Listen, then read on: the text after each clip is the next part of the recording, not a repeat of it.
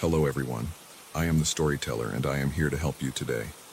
I know you use this video to fall asleep, so before that, like the video and subscribe to the channel. Also, where are you from and what time are you watching? Now get comfortable and relax. The bayou doesn't forget. That's what my grandfather used to say, spitting tobacco juice into the dark water while we checked crawfish traps in the pre-dawn mist. I never understood what he meant until the morning I found those paddle marks appearing ahead of my boat, rippling across the glass-smooth surface like someone was rowing just out of sight, always parallel to my hull, always keeping pace. I've been guiding fishing tours through these Louisiana wetlands near Houma for 15 years. Know every channel, every cypress grove, every spot where the gators sun themselves on fallen logs. But that morning in late September, with the humidity already pressing down like a wet wool blanket, everything felt different. Wrong. The first sign was the silence. Usually the swamp wakes up noisy, herons calling, insects buzzing, the splash of feeding fish. But that morning, nothing. Just the soft lap of water against my aluminum boat and the whisper of Spanish moss dragging across the surface. Even my regular clients would have noticed something was off. But I was alone, scouting new spots before the busy season. I'd launched from the public dock at first light, navigating by memory through the familiar maze of channels. The paddle marks started appearing about an hour in, when I was deep in the backcountry where cell phones don't work and the canopy blocks out most of the sky. At first, I thought it was just the current playing tricks, or maybe another early morning fisherman ahead of me. But the marks were too regular, too deliberate. Twin lines of disturbed water, perfectly spaced, moving in rhythm with my own strokes. I stopped paddling. The marks continued for 3 more strokes before they too ceased, as if whatever was making them had noticed my pause a few seconds late. My hands tightened on the paddle shaft, knuckles white. The rational part of my brain cycled through explanations, optical illusion, unusual current patterns, maybe even a pair of swimming nutria. But my gut knew better. My gut remembered my grandfather's words. That's when I noticed the whistle. My hand went automatically to my life vest, checking the emergency gear. There, clipped where I always keep my compass, was a brass whistle I had never seen before. It was wet, though I hadn't been in the water. Tarnished and old, like something that had been underwater for years. When I turned it over, my blood went cold. Engraved on the side were initials I hadn't used in 20 years. TJB. Before the divorce, before I legally changed my name to distance myself from everything that reminded me of her, I was Thomas James Bro. Now I'm just Tom Bradley, fishing guide, nobody special. But someone, or something, in this swamp knew who I used to be. The whistle was still dripping, each drop hitting the aluminum hull with a tinny plink that seemed impossibly loud in the silence. I should have thrown it overboard. Should have turned the boat around and headed straight back to the dock. Instead, I clipped it back to my vest with trembling fingers and kept paddling deeper into the maze. The channels narrowed as I pushed further in, following a route I'd mapped years ago but rarely used. Curtains of moss hung so low I had to duck, and the water turned the color of strong coffee, tannin-rich and impenetrable. The paddle marks stayed with me, sometimes ahead, sometimes alongside, but always there. Once, I swung my paddle hard to the left, trying to hit whatever was making them. It passed through empty water. Around noon, though the thick canopy made it hard to judge the time, I heard the radio. It was coming from somewhere ahead, the static broken sound carrying across the water with unnatural clarity. At first, just white noise and occasional pops. Then, as I drifted closer, words began to emerge from the static. The same 2 words, over and over, in a voice that made my spine go rigid. Last cast, last cast, last cast. It was my voice, not similar to mine, not close to mine. It was mine. Down to the slight rasp I get when I've been quiet too long. The exact tone and cadence I use when telling clients they've got time for one more throw before we head in. I followed the sound through a tunnel of cypress trees, their knees jutting from the water like broken teeth. The air grew thicker, harder to breathe, and a smell like copper and marsh grass filled my nostrils. The paddle marks had stopped, but I barely noticed. All my attention was fixed on that impossible voice, growing clearer with each stroke. The tunnel opened into a small clearing I'd never seen before. There, tied to a pier that had no business existing, not on any map, not in any of my 15 years of exploration, was an old boat radio, the kind nobody's used since the 80s. It sat on the warped wood, antenna extended, crackling with static and my stolen voice. But that wasn't what made me drop my paddle. On the pier, arranged with obsessive precision, was my tackle box. Not one like mine exactly. The scratches on the lid from when I dropped it on oyster shells, the duct tape patch on the corner, the faded LSU sticker I'd put on it in college. But when I opened it with numb fingers, the contents were wrong. All wrong. The lures were arranged in patterns I'd never use, sorted by some logic that felt alien yet purposeful. The hooks were wrong too. Sizes and styles I'd never fish with, arranged in spirals that hurt to look at directly. And at the bottom, wrapped in fishing line that seemed to pulse with its own rhythm, was a photo I knew I'd burned 10 years ago. Me and her on our wedding day, except in this version, our faces were turned away from each other, looking at something outside the frame with expressions of absolute terror. The radio static increased, and through it, I heard something that wasn't quite my voice anymore. It was my voice layered over itself, past and present, and maybe future all speaking at once. Last cast, Tommy. Last cast before you come home. I grabbed the tackle box and threw it as far as I could into the black water. It hit with a splash that seemed to echo forever, ripples spreading in perfect circles that moved too slowly, like the water had turned to syrup. The radio went silent. That's when I noticed the shadows. They were all wrong. The sun, filtered through the canopy, was coming from the west, but the shadows of the cypress trees were stretching east, toward the sun. My own shadow was nowhere to be seen, though I could feel the heat on my back, and in the water, just beneath the surface, were the shadows of things that weren't there. Boats, people, structures that didn't exist above the waterline. I turned my boat around, paddling hard back the way I'd come, but the channel had changed. Where there had been open water was now choked with salvinia. Passages I'd just navigated were blocked by fallen trees that looked like they'd been there for decades. The swamp was rearranging itself, and I was trapped in its new configuration. Hours passed, or what felt like hours. The sun never seemed to move, stuck in that late afternoon position that makes everything look golden and unreal. I paddled in circles, each channel leading back to that impossible pier, that dead radio that would crackle to life each time I approached, speaking in my voice about last casts and coming home. The whistle on my vest grew heavier with each loop, pulling down like it was made of lead instead of brass. I finally unclipped it, ready to throw it after the tackle box, when I noticed something new etched in the tarnish. A date. Tomorrow's date. That's when the water started to remember. I saw them in the reflections first. Moments that hadn't happened yet, or had happened and been erased. My boat, empty, drifting through the morning mist. My hands, older and scarred, gripping a paddle I didn't recognize. My face, looking up from beneath the water, eyes open and unblinking, mouth moving like it was trying to speak. The paddle marks returned, but now they were everywhere, ahead, behind, crisscrossing in impossible patterns that made my eyes water to follow. The water itself seemed to be rowing, as if the entire swamp had become a vast boat, and I was just cargo. I found myself at the pier again. The radio was speaking in multiple versions of my voice now, past and present and future, all arguing about when the last cast had been, or would be. The tackle box was back, completely dry, arranged with even more alien precision, and tied to the pier's pilings, bobbing in water that shouldn't have been deep enough, were boats.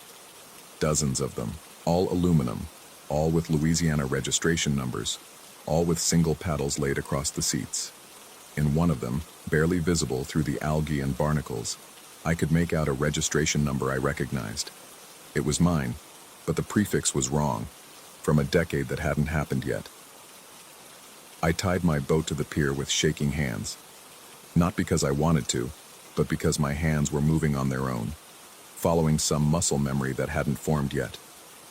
The whistle was burning cold against my chest, the date etched in it seeming to pulse with each heartbeat. The radio static cleared for a moment, and I heard something that wasn't my voice at all. It was older, raspier, like mine might sound in 20 or 30 years. "You can't keep doing this, Tommy. Every loop, you forget a little more. Every cast takes you further from shore." I looked at my hands.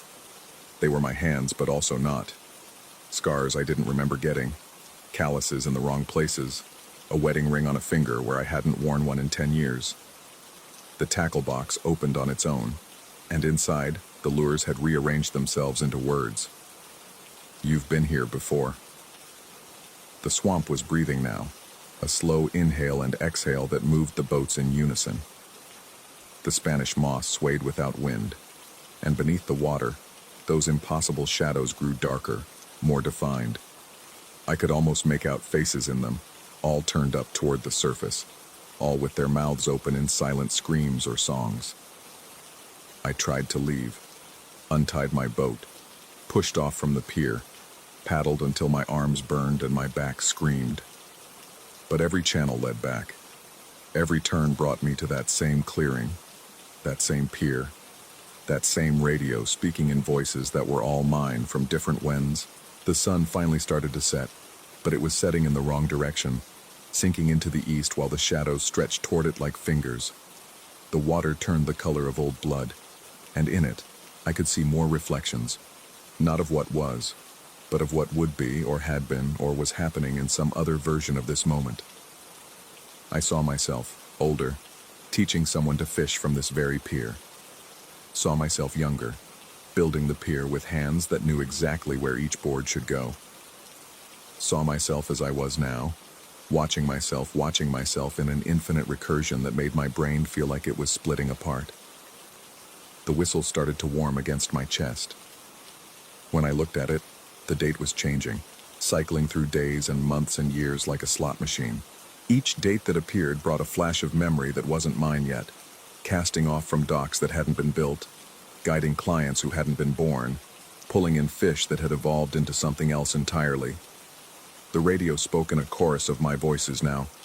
Last cast, first cast, only cast, always cast. I understood then, with the clarity that comes from accepting the impossible. The swamp didn't just remember, it remembered everything that would be, everything that could be. And somehow, I was caught in its memory, a temporal eddy where past and future spiraled around a single moment that kept repeating, kept forgetting, kept remembering. The pier was mine, had always been mine, would always be mine. Built by hands I hadn't grown into yet, in a time that hadn't happened, for a purpose I'd already forgotten. The tackle box was organized for fishing, but not for fish, for moments, for possibilities, for the things that swam in the spaces between seconds. I sat on the pier as darkness fell upward, from the water instead of down from the sky.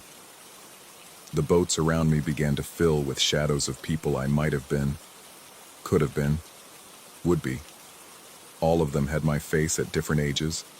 All of them were checking tackle boxes arranged in that same alien logic.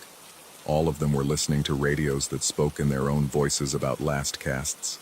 The whistle's date finally stopped spinning, landing on a day that felt both impossibly distant and already past. When I put it to my lips and blew, no sound came out. Or rather, the sound came out in a different when, echoing backward and forward through time until it became the white noise on the radio, the static that had always been there, waiting. I'm still there, on that pier that doesn't exist. Or I'm not there yet, or I've already left.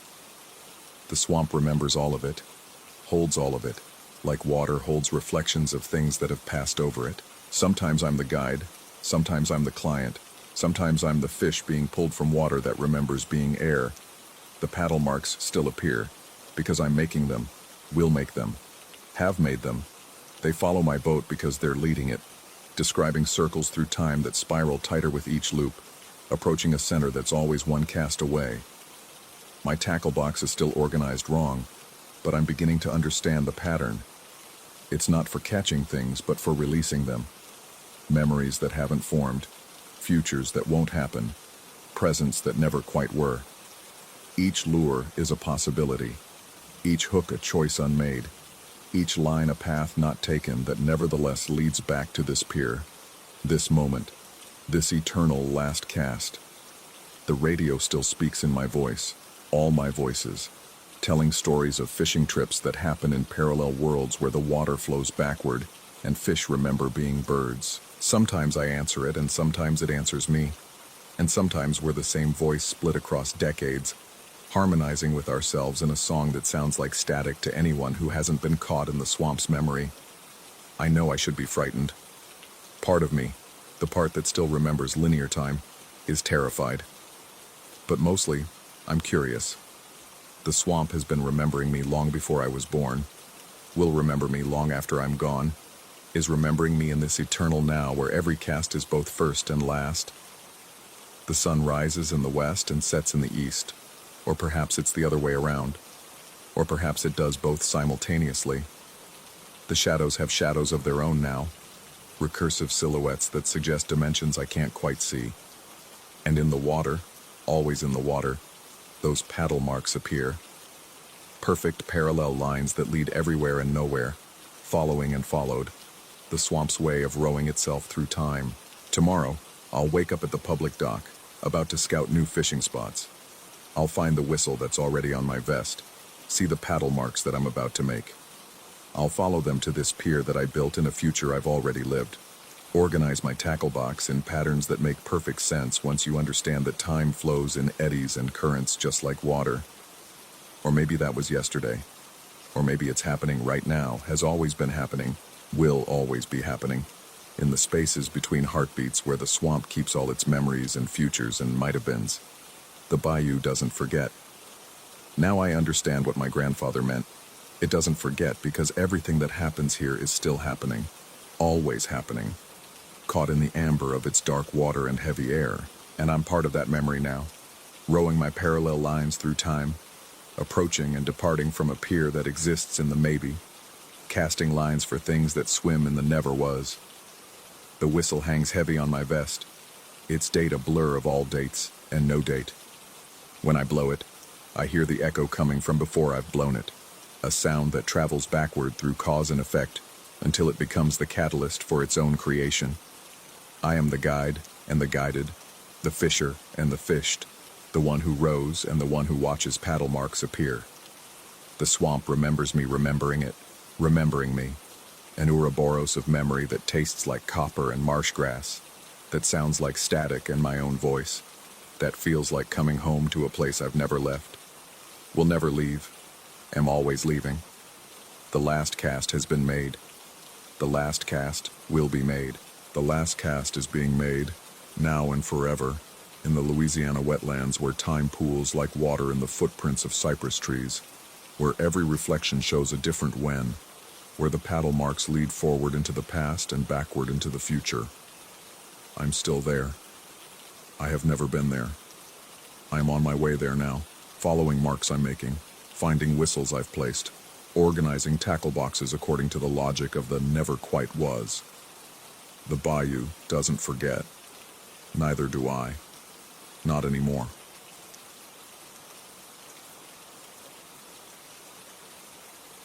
Story 2.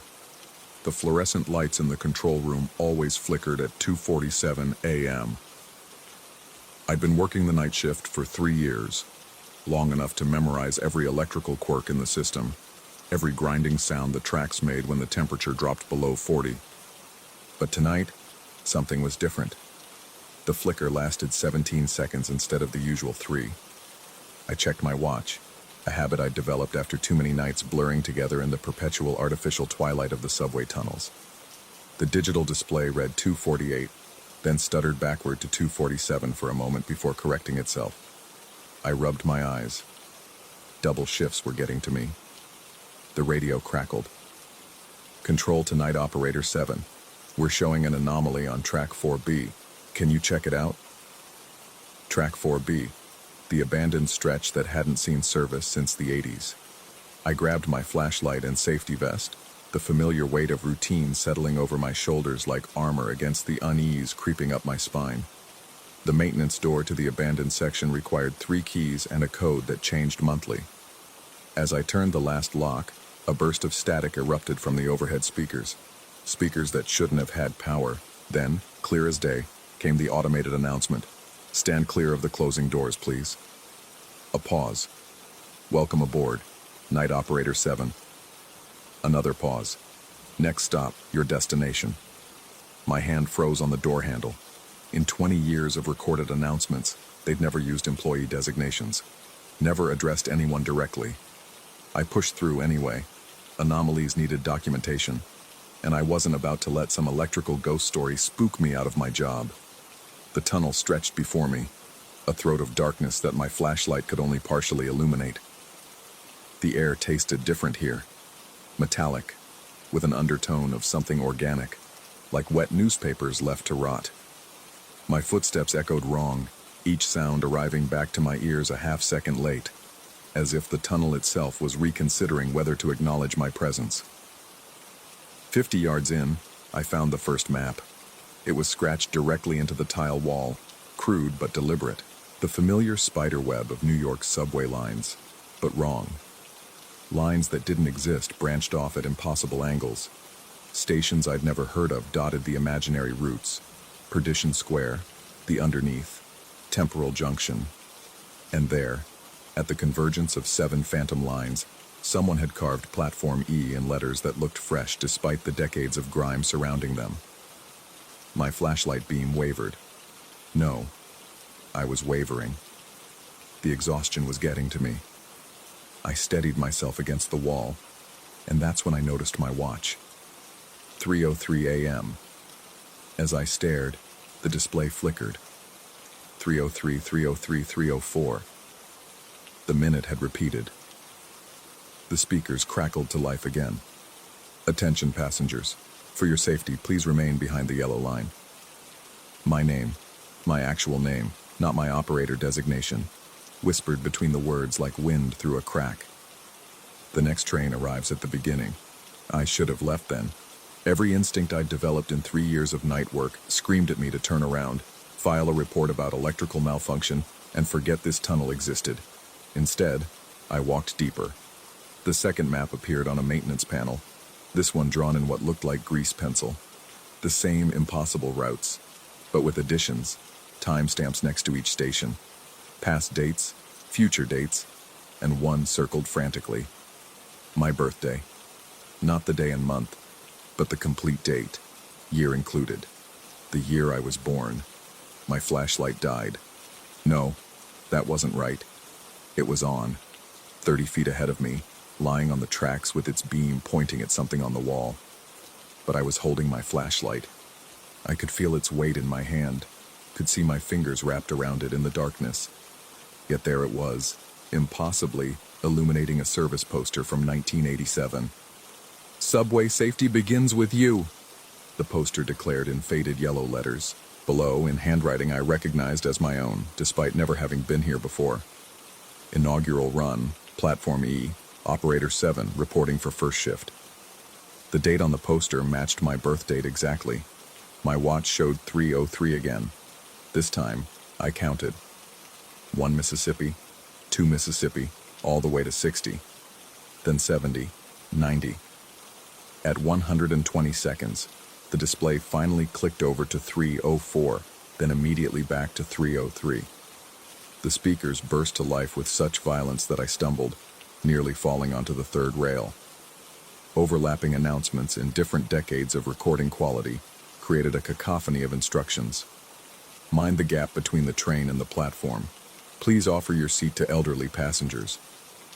Welcome to your shift, Operator 7. You have always been here. The E-train is now arriving. The E-train has always been arriving. I ran toward my flashlight, the one lying on the tracks, but the distance never closed. Each step forward moved me nowhere, like running on a treadmill. The beam remained 30 feet ahead, an unreachable lighthouse in the tunnel's belly. My legs burned, my chest heaved, but the flashlight never got closer. Then I heard the rumble. Subway workers know every sound the system makes. This wasn't one of them. Too deep, too organic, like breathing through a massive throat. The tracks began to vibrate with a rhythm that didn't match any train schedule. In the distance, impossible to tell how far in the acoustic chaos of the tunnel, I saw lights. Not the harsh headlights of a train, but something softer, older. Gas lamps. Dozens of them, approaching in a line. The third map materialized under my feet, literally under them, glowing through the grime as if lit from below. This one was different. It showed only one line, one route, starting at a station labeled with my birth date and ending at Platform E. Along the route, dates of every shift I'd ever worked, thousands of them, led like breadcrumbs to that final destination. My watch read 3:03. In the distance, my flashlight, the one I was somehow still holding and seeing ahead of me simultaneously, swiveled on its own, the beam tracing letters on the tunnel wall. You never left. The gas lamps were closer now. I could make out shapes between them. Not passengers, not quite. They wore conductor uniforms from different eras, all walking in perfect synchronization. Their faces were turned away, but I knew, with the certainty of dream logic, that if they turned around, I would see my own face on each of them. Older, younger, but mine. The speakers shrieked one final message, my name now fully integrated into the safety announcement. Stand clear of the closing doors. Operator 7, your shift begins at Platform E. You have always been standing clear of the closing doors. You will always be standing clear of the closing doors. I forced myself to turn around, to run back toward the maintenance door, but the tunnel had changed. Where I'd entered was now a solid wall, tiles pristine, as if they'd never known an opening. Scratched into them was a single line. Employees must complete their assigned shifts. The rumbling grew louder. My watch showed 3:03, then 3:03 again. The minutes stretched like taffy, each second subdividing into smaller eternities. In one of those split moments, I saw myself from outside, standing in the tunnel, flashlight in hand, staring at nothing. I saw myself from yesterday, checking track 4B, finding nothing wrong. I saw myself from tomorrow, writing a report about electrical anomalies that never quite captured what I'd experienced. All these versions of me existed simultaneously in the tunnel, each investigating the same anomaly, each discovering Platform E, each realizing the truth at 3:03 a.m. The gas lamps reached me, the figures stopped, still facing away. In unison, they raised their arms and pointed ahead, deeper into the tunnel. My flashlight, both the one in my hand and the one impossible yards ahead, illuminated a sign I hadn't seen before. Platform E, all trains terminate here. Terminate, or originate. In a loop, there was no difference. I walked forward because there was nowhere else to go. The tunnel opened into a vast underground chamber that shouldn't have existed, couldn't have existed given the geography of Manhattan above. Platform E stretched before me, pristine and impossible, its tiles gleaming with fresh installation, despite the impossible age they radiated. A single train waited at the platform. Not modern, not vintage, but somehow both and neither. Its doors stood open. Inside, I could see rows of seats filled with figures in MTA uniforms. They all had their backs to me, heads bowed as if reading something in their laps. The speaker above the train door crackled. This is the final stop on this train. Everyone please leave the train. Welcome to Platform E. I stepped closer. In the reflection of the train's window, I saw my face clearly for the first time since entering the tunnel. But the reflection was wrong. I was wearing a conductor's uniform from the 1950s. My badge showed a higher date of 1953. The face was mine, but older, younger, exactly as it should be. My watch read 3:03. I looked down at my hands. They held a flashlight, but also didn't. They were young, old, calloused from decades of work I hadn't done yet, smooth from shifts that hadn't begun. Every version of myself that had ever walked these tunnels, that would ever walk these tunnels stood in the same spot, making the same choice. The figures in the train slowly began to turn their heads toward me. I knew what I would see. I knew because I was already sitting in one of those seats, had always been sitting there, would always be sitting there. The eternal night shift at Platform E, where time folded in on itself, and every operator who'd ever noticed the anomaly discovered they weren't investigating it. They were it. The maintenance door slammed shut behind me. No, I was closing it from the outside, finishing my shift report. Nothing unusual on track 4B, just electrical ghosts. I filed the paperwork and went home as my watch ticked past 3:04, finally, mercifully. But I was also still in the tunnel, had never left the tunnel, would never leave the tunnel. Platform E existed in the gap between seconds, in the space between the train and the platform that passengers are warned to mind. I was the warning. I was the gap. The next night, Control radioed about an anomaly on track 4B. I grabbed my flashlight, the familiar weight of routine settling over my shoulders. As I turned the last lock on the maintenance door, I heard my own voice echoing from the speakers in the abandoned tunnel. "Welcome aboard, Night Operator 7. Next stop, your destination." I pushed through the door, knowing exactly what I would find, having never been there before, having always been there. My watch read 2:48, then 2:47. The fluorescent lights in the control room flickered for 17 seconds. Somewhere in the tunnels beneath New York, Platform E waits with infinite patience. Its trains run on a schedule that exists between moments, carrying operators who investigate anomalies that they themselves have become. The safety announcements play on a loop, each one personalized, each one true. "Stand clear of the closing doors, please." The doors never close. They never open. We are always standing clear. My name echoes in the space between the words, not a warning, but a roll call. Present. Always present. Never absent from the shift that starts when you notice time stuttering and ends when you realize it never started at all. I file my report. Nothing unusual on track 4B. I investigate the anomaly. I am the anomaly. My watch reads 3:03. Welcome to Platform E. Your shift has already begun.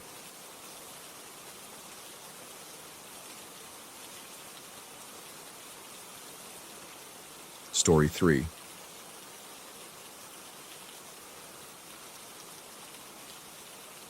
The clock in the main hall stopped at 1:19 again. I stood there, toolbox in hand, watching the ornate grandfather clock's hands quiver before snapping back to that exact moment. Always 1:19. Always when I stepped within 6 feet of the fireplace.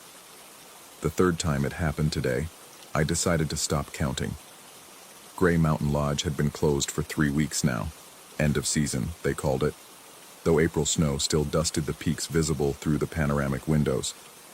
Just me and 27,000 square feet of empty luxury, keeping the pipes from freezing and the roof from caving in under the weight of late spring storms. The isolation suited me fine, or it had, until the lodge started keeping time by its own rules. I set my toolbox down and approached the fireplace slowly, watching the clock face.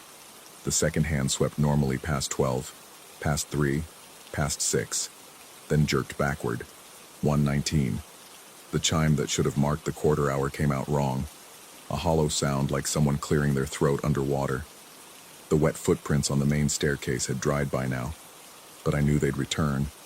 They always did, right around sunset, appearing one by one as if someone invisible was climbing those stairs with snow-soaked boots. They'd materialize slowly, darkening the burgundy carpet, ascending toward the second floor before vanishing at the third step from the top. No explanation, no source, just water that shouldn't exist marking passage that couldn't happen. I grabbed my toolbox and headed for the electrical room. The resort's owners had left me a list of maintenance tasks long enough to fill 3 months, not 3 weeks, but I'd been working through it methodically. Today's project, checking the backup generators and testing emergency systems. Mindless work that would keep my hands busy while my brain tried to process what my eyes kept seeing. The electrical room sat in the East Wing's basement, accessible through a narrow corridor that always smelled of industrial cleaning solution. and something else. Something organic and sweet, like fruit left too long in the sun. The fluorescent lights buzzed overhead, casting everything in that particular shade of greenish white that made my skin look dead. I'd been avoiding the basement since Tuesday, when I'd found my old employee badge in the maintenance closet. The badge shouldn't have been there. I'd never worked at Gray Mountain Lodge before this assignment.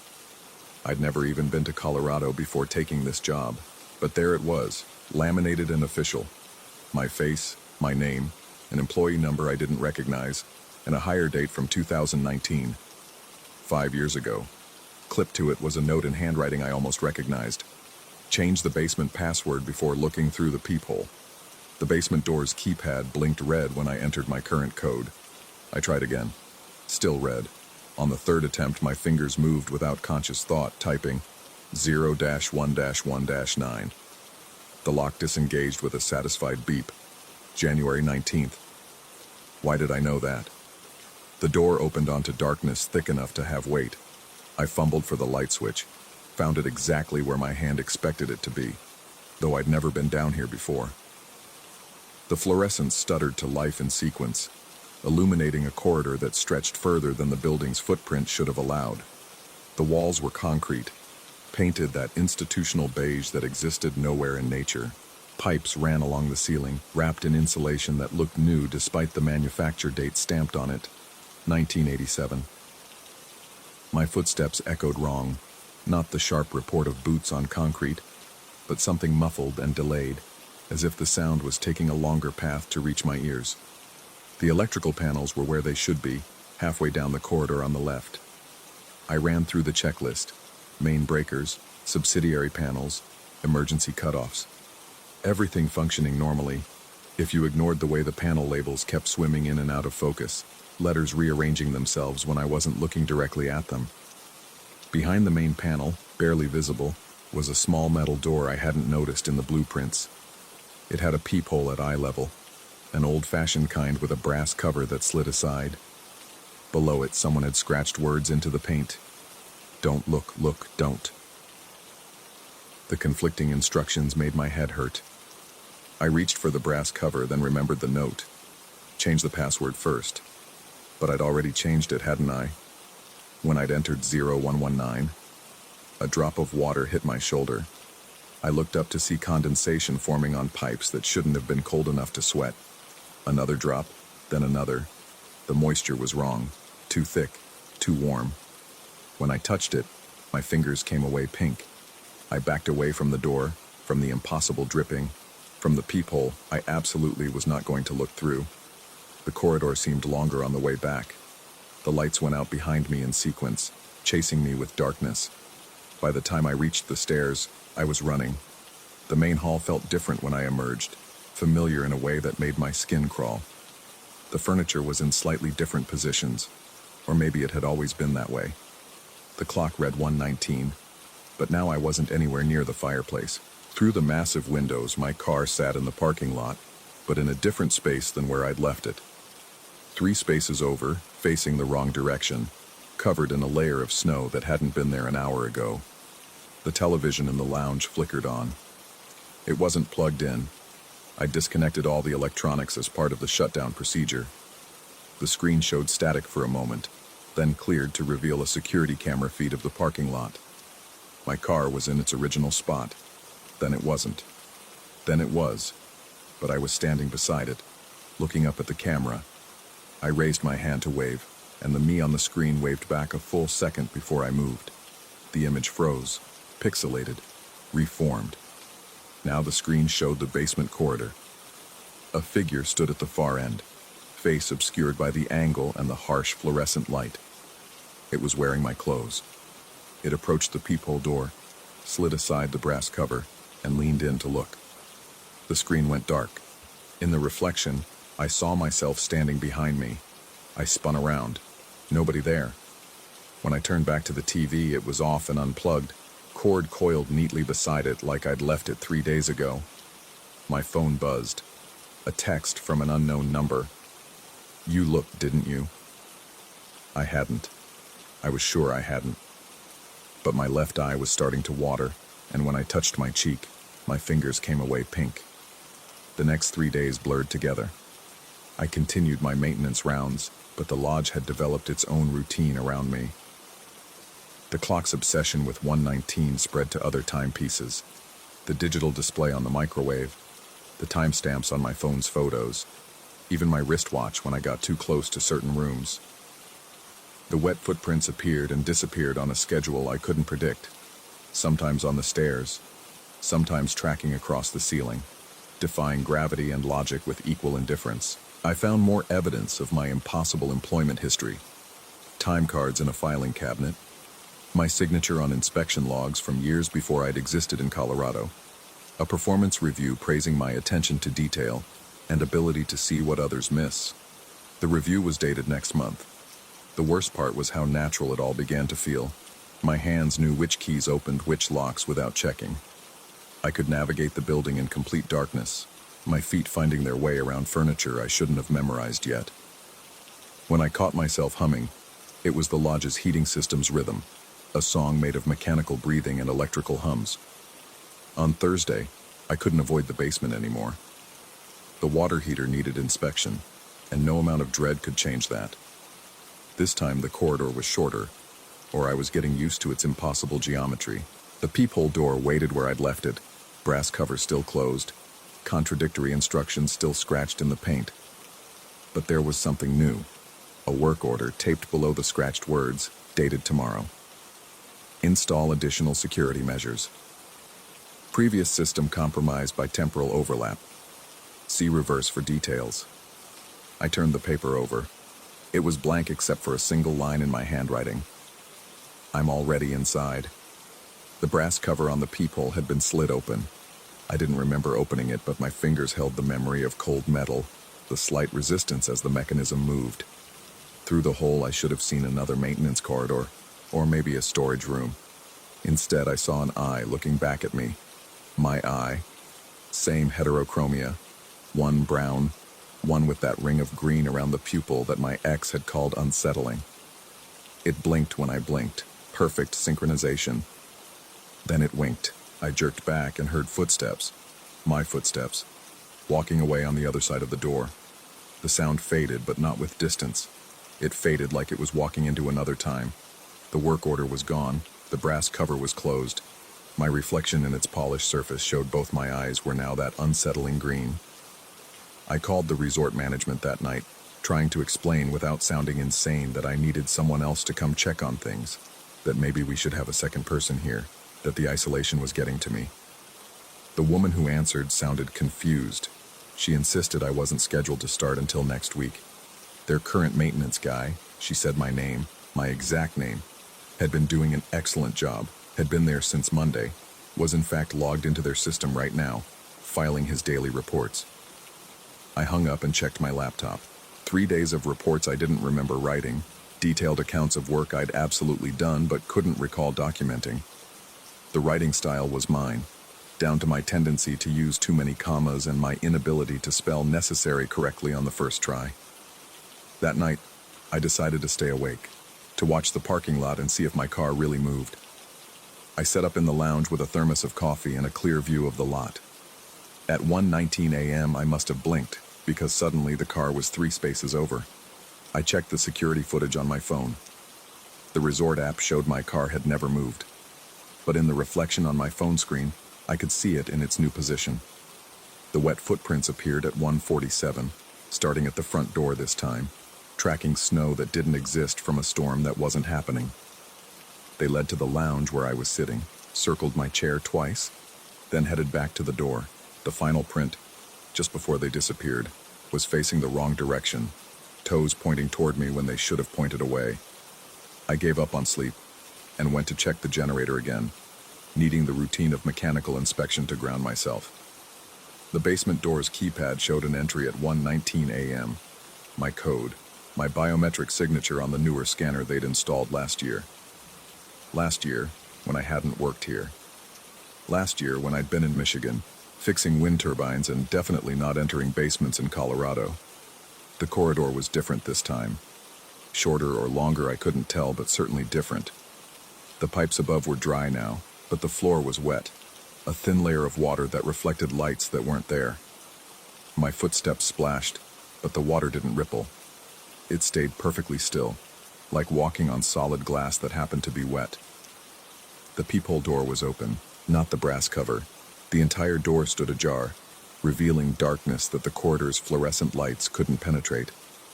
From inside came a sound like breathing. If breathing could echo, if echoes could happen before the original sound. I knew I shouldn't enter. Every instinct, every shred of self-preservation screamed at me to turn around, go back upstairs, get in my car, whichever spot it was in, and drive away. But my feet knew the way. My hands knew where the light switch would be. My body was already walking into that darkness before my mind could form the word no. Inside was another maintenance corridor, identical to the one I'd just left, except everything was reversed. Writing backwards, pipes running the opposite direction, and at the far end, another peephole door. Through it, I could see myself standing in the original corridor, looking through the first peephole, an infinite regression of maintenance workers, all me, all looking through doors at other versions of ourselves. But we weren't all synchronized. Some versions were seconds ahead, others days behind. I watched myself arrive for the first time, confident and unaware. I watched myself discover the clock's malfunction, find the old badge, type in the code I shouldn't have known. I watched myself leave. Events that hadn't happened yet, or had happened and I'd forgotten, or were happening right now, in spaces that overlapped but didn't quite touch. In one version, I'd been here for years. That me moved through the lodge like he'd built it, knew every pipe and wire, every secret the building kept. He looked older, grayer, wore his exhaustion like a uniform. When he passed the peephole, he glanced through, and our eyes met across whatever impossible distance separated us. He mouthed a single word: run. But I couldn't run.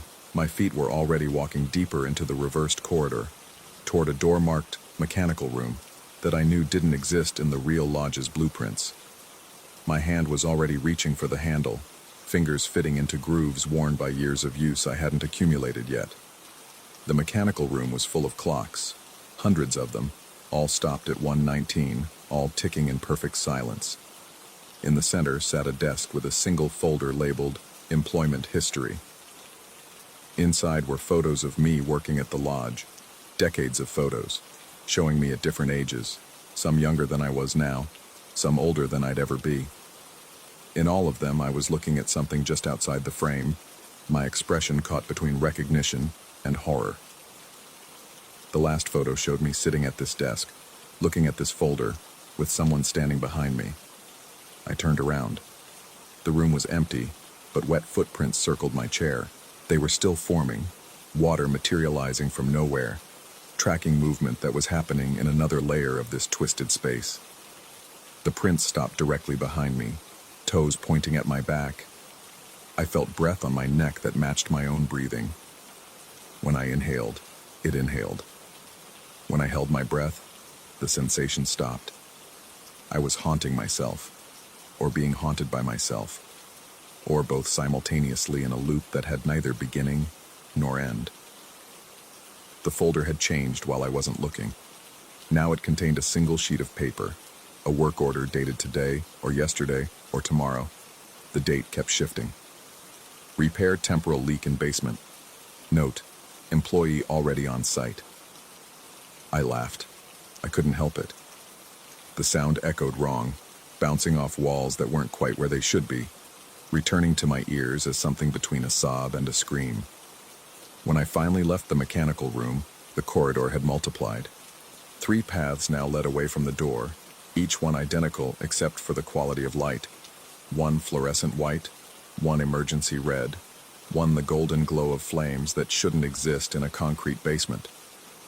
Down the flame-lit path, I could see myself working on the generator, movements efficient and practiced. Down the red path I was running, something unseen chasing me through corridors that branched and multiplied into a labyrinth. Down the white path, I was walking toward myself, matching my pace perfectly, growing closer with each step. I chose none of them. Instead, I sat down right there, back against the mechanical room door and closed my eyes. If I was going to go insane, I could at least do it sitting down. That's when I heard my own voice, coming from the other side of the door. The first few weeks are the hardest. After that, you stop noticing the inconsistencies. After a year, you stop caring. After 5 years, you forget there was ever a different way for time to work. I opened my eyes. I was sitting in the lounge, morning sunlight streaming through the windows. My car was in its original spot. The clock on the wall read 8:47, and when I watched, the second hand moved normally, steadily. No jumping back to 1:19. My phone showed 3 missed calls from the resort management, concerned because I hadn't filed my reports for the past 2 days. 2 days I didn't remember losing. When I checked my laptop, the reports were there, completed and submitted, time-stamped during hours I couldn't account for. I wanted to leave. Every rational part of me screamed to pack up, drive away, never look back. But when I stood up, my feet carried me to the supply closet instead. My hands grabbed cleaning supplies, tools, the everyday implements of maintenance work. My body knew the routine, even if my mind was still catching up to the reality that I'd been here far longer than 3 weeks, or would be here, or had been here in iterations that existed parallel to this one. The wet footprints were back on the stairs. This time, they continued past the 3rd step, all the way to the landing, where they turned and faced the wall. There was a door there I hadn't noticed before, or hadn't been there before, plain white, unmarked, with a peephole at eye level. I didn't need to look. I knew what I'd see. Another eye, my eye, looking back from another angle of this impossible space. We were all here, all the versions of me, maintaining a lodge that existed in too many times at once, keeping it running for guests who would arrive in timelines that overlapped but never quite aligned. The realization settled over me like a familiar coat. I wasn't going insane. I was already insane, or had been, or would be. Or maybe this was sanity, and everything else had been the delusion. When you work in a place where effect precedes cause, where you can meet yourself coming and going, where the building remembers you before you arrive, what's the difference between madness and adaptation? I filed my report that night, fingers typing words that felt both foreign and familiar. Tomorrow, I would check the generator again. I would find evidence of work I'd already done, or would do, or was doing in another fold of this temporal origami. The clock would stop at 1:19, and I would note it in the log, and another version of me would read that note and understand that he wasn't the first or the last. The lodge needed maintaining, all of it, in all its iterations, in all its times. And I was the man for the job. Had always been, would always be. Before going to my room, the staff quarters I'd never been assigned but somehow had a key for, I stopped at the basement door one last time. The keypad accepted my code as it always had, as it always would. The corridor stretched ahead, impossibly long and terrifyingly familiar. At the far end, I could see the peephole door, brass cover gleaming in the fluorescent light. This time, I didn't hesitate.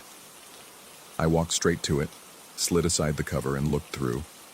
On the other side was an eye, brown with that ring of green around the pupil. It blinked when I blinked. Then we both winked, in perfect synchronization, an acknowledgement between iterations. We were all here, all maintaining our corners of this broken space, all keeping the lodge running through seasons that cycled outside of normal time. I slid the brass cover closed and walked back to the stairs. Behind me, wet footprints appeared in my wake, following my path in reverse, as if I was walking backward while moving forward. The paradox didn't bother me anymore. Nothing about this place bothered me anymore, or it all bothered me so much that the feeling had inverted into something like comfort. The clock in the main hall read 1:19 when I passed it. It always would.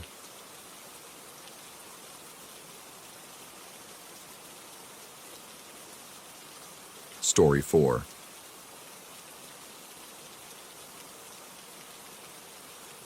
The dust hadn't settled right since I arrived in Copper Springs 3 days ago. It hung in the air like suspended mathematics, defying the calculations I'd spent 15 years perfecting.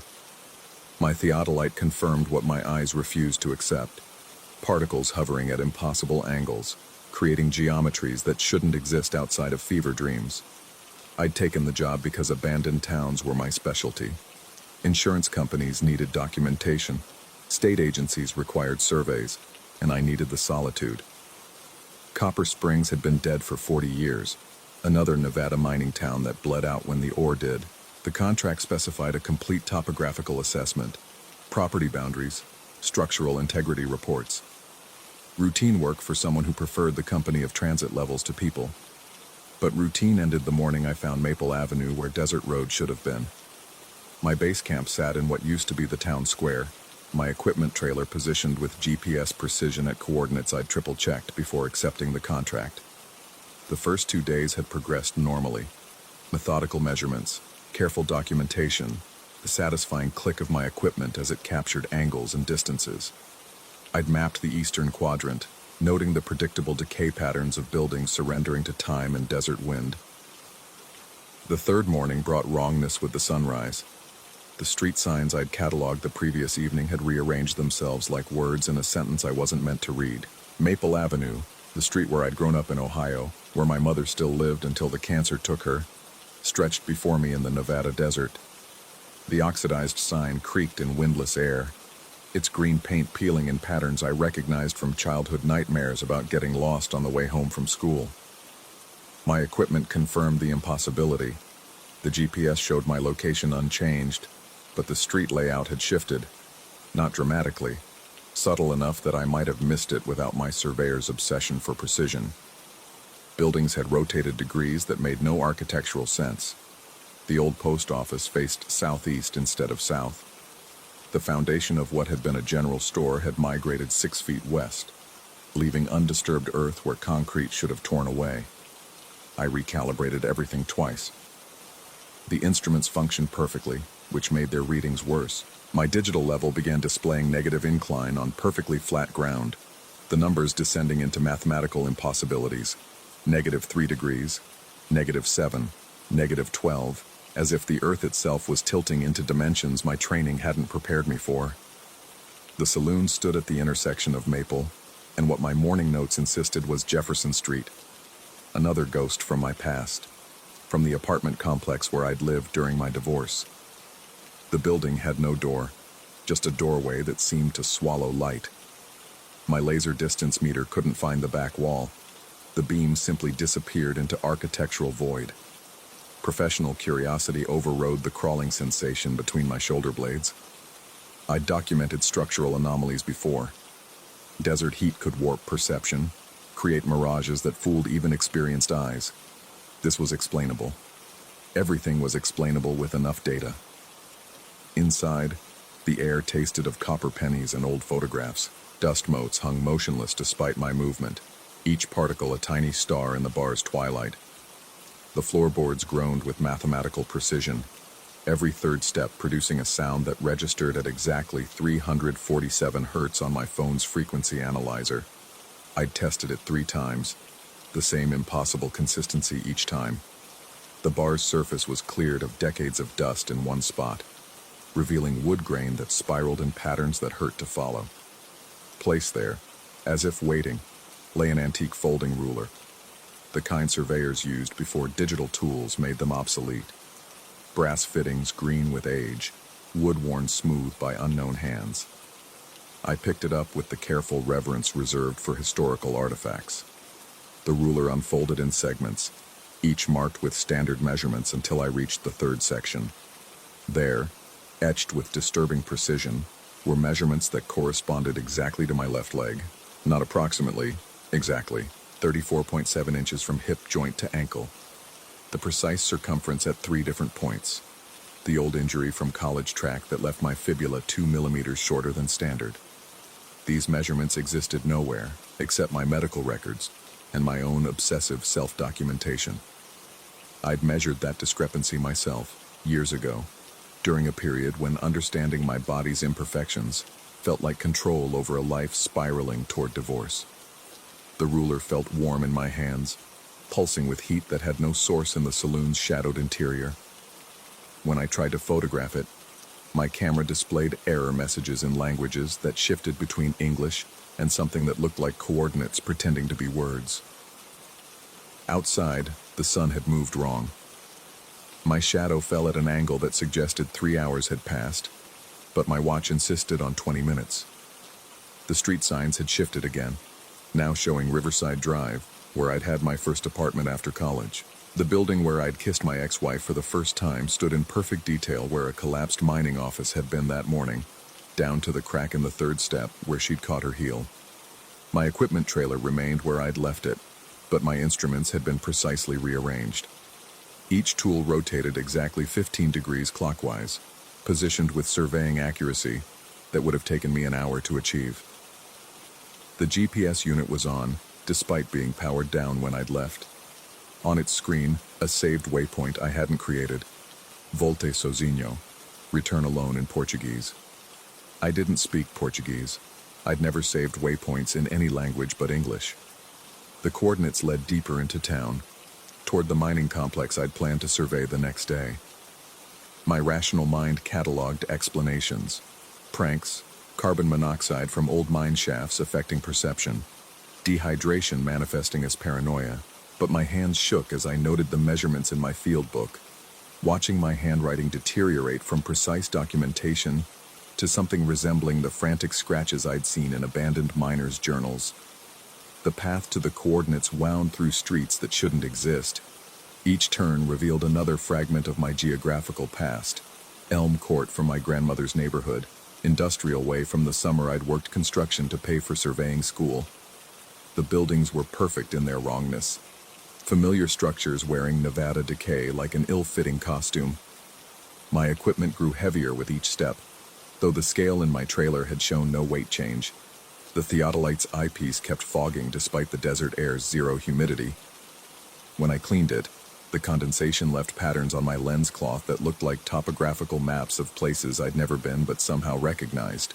The waypoint led to a structure that hadn't appeared on any historical survey. A small concrete building, possibly a pump house, with walls that met at angles, my transit couldn't quite capture. Each measurement yielded different results, as if the building existed in multiple dimensions simultaneously, and my equipment could only capture one at a time. Inside, the walls were covered with survey markers, brass caps, concrete monuments, section corners. Hundreds of them, possibly thousands, each one identical to markers I'd personally placed throughout my career. The marker from the Riverside Mall project. The one from the highway expansion that had cost me my marriage when I'd chosen the job over couples counseling. Each carrying tiny imperfections only I would recognize. A scratch here, a specific wear pattern there. In the center of the room, a surveyor's chain lay coiled in a perfect spiral. Not just any chain, my grandfather's, the one destroyed in a warehouse fire 10 years ago. I recognized every link, every repair, down to the bend in the 7th link from the handle where I dropped it during my first solo survey. The chain was warm, almost alive, and when I touched it, I heard the sound of measuring. Not the act of measurement, but the sound itself. The whisper of distance being reduced to numbers, of space being transformed into data. It grew louder, filling my skull with the accumulated noise of every measurement ever taken, every boundary ever drawn, every line ever surveyed, stretching back through generations of surveyors to the first human who looked at land and decided to divide it into ownable pieces. I ran. Professionalism, curiosity, rational thought, all abandoned in the face of that sound. My equipment remained behind as I sprinted through streets that rearranged themselves with each turn. Compass readings spun without pattern. North became a suggestion rather than a direction. My GPS displayed coordinates that placed me simultaneously in Nevada, Ohio, and nowhere that existed on any map I'd ever seen. The sun was setting when I reached my truck, though my watch claimed it was noon. My hands fumbled with keys that felt foreign, as if they belonged to someone else's life. The engine started with reluctance, the sound wrong in ways I couldn't define, too loud and too quiet simultaneously, as if existing at frequencies human ears weren't meant to perceive. As I drove toward the town's edge, my rearview mirror showed Copper Springs folding in on itself, streets collapsing into mathematical impossibilities. buildings rotating through dimensions that made my surveyor's mind scream. The last thing I saw was my equipment trailer, still positioned at those precise coordinates, but now it was surrounded by survey markers, thousands of them, spreading across the desert like metallic flowers, each one bearing my personal identification number, each one a boundary I'd never drawn, but somehow remembered placing. The highway appeared after what felt like hours, but what my odometer claimed was 3 miles. Real asphalt, real center lines, real mile markers counting toward Las Vegas. I pulled over at the first gas station, hands shaking too badly to continue driving. The bathroom mirror showed my face, but wrong, aged in ways that suggested years rather than days, with dust in the creases that wouldn't wash out no matter how hard I scrubbed. My phone had 37 missed calls from the contracting agency. When I called back, they claimed I'd been gone for 3 weeks. The contract had been canceled. Another surveyor sent to find me had reported that Copper Springs didn't exist. Satellite imagery showed only empty desert where the town should have been, where I knew it had been, where my equipment still was, according to the GPS tracker that showed impossible coordinates my map software couldn't process. I drove home to Reno in silence, the radio producing only static that occasionally resolved into what sounded like measurements being read aloud in voices I almost recognized. My apartment felt foreign, as if I was trespassing in someone else's life.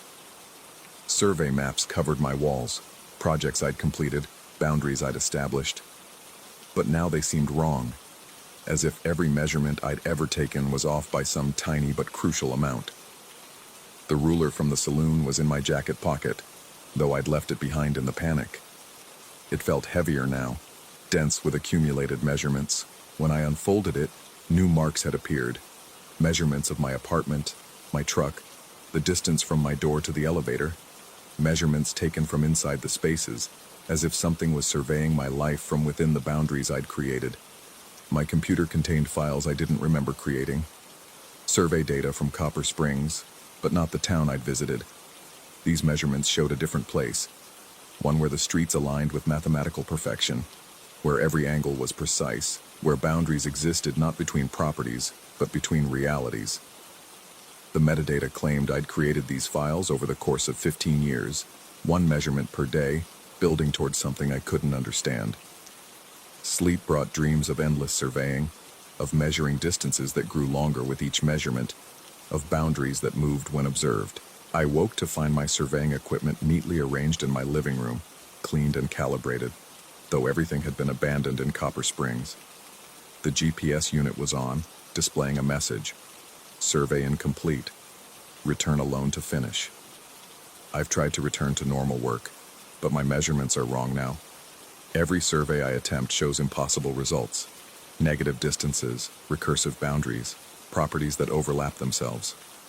Other surveyors check my work and find it perfect, but I see the errors, the places where reality doesn't quite align with itself, the spaces between measurements where something else exists, watching through the gaps in the data.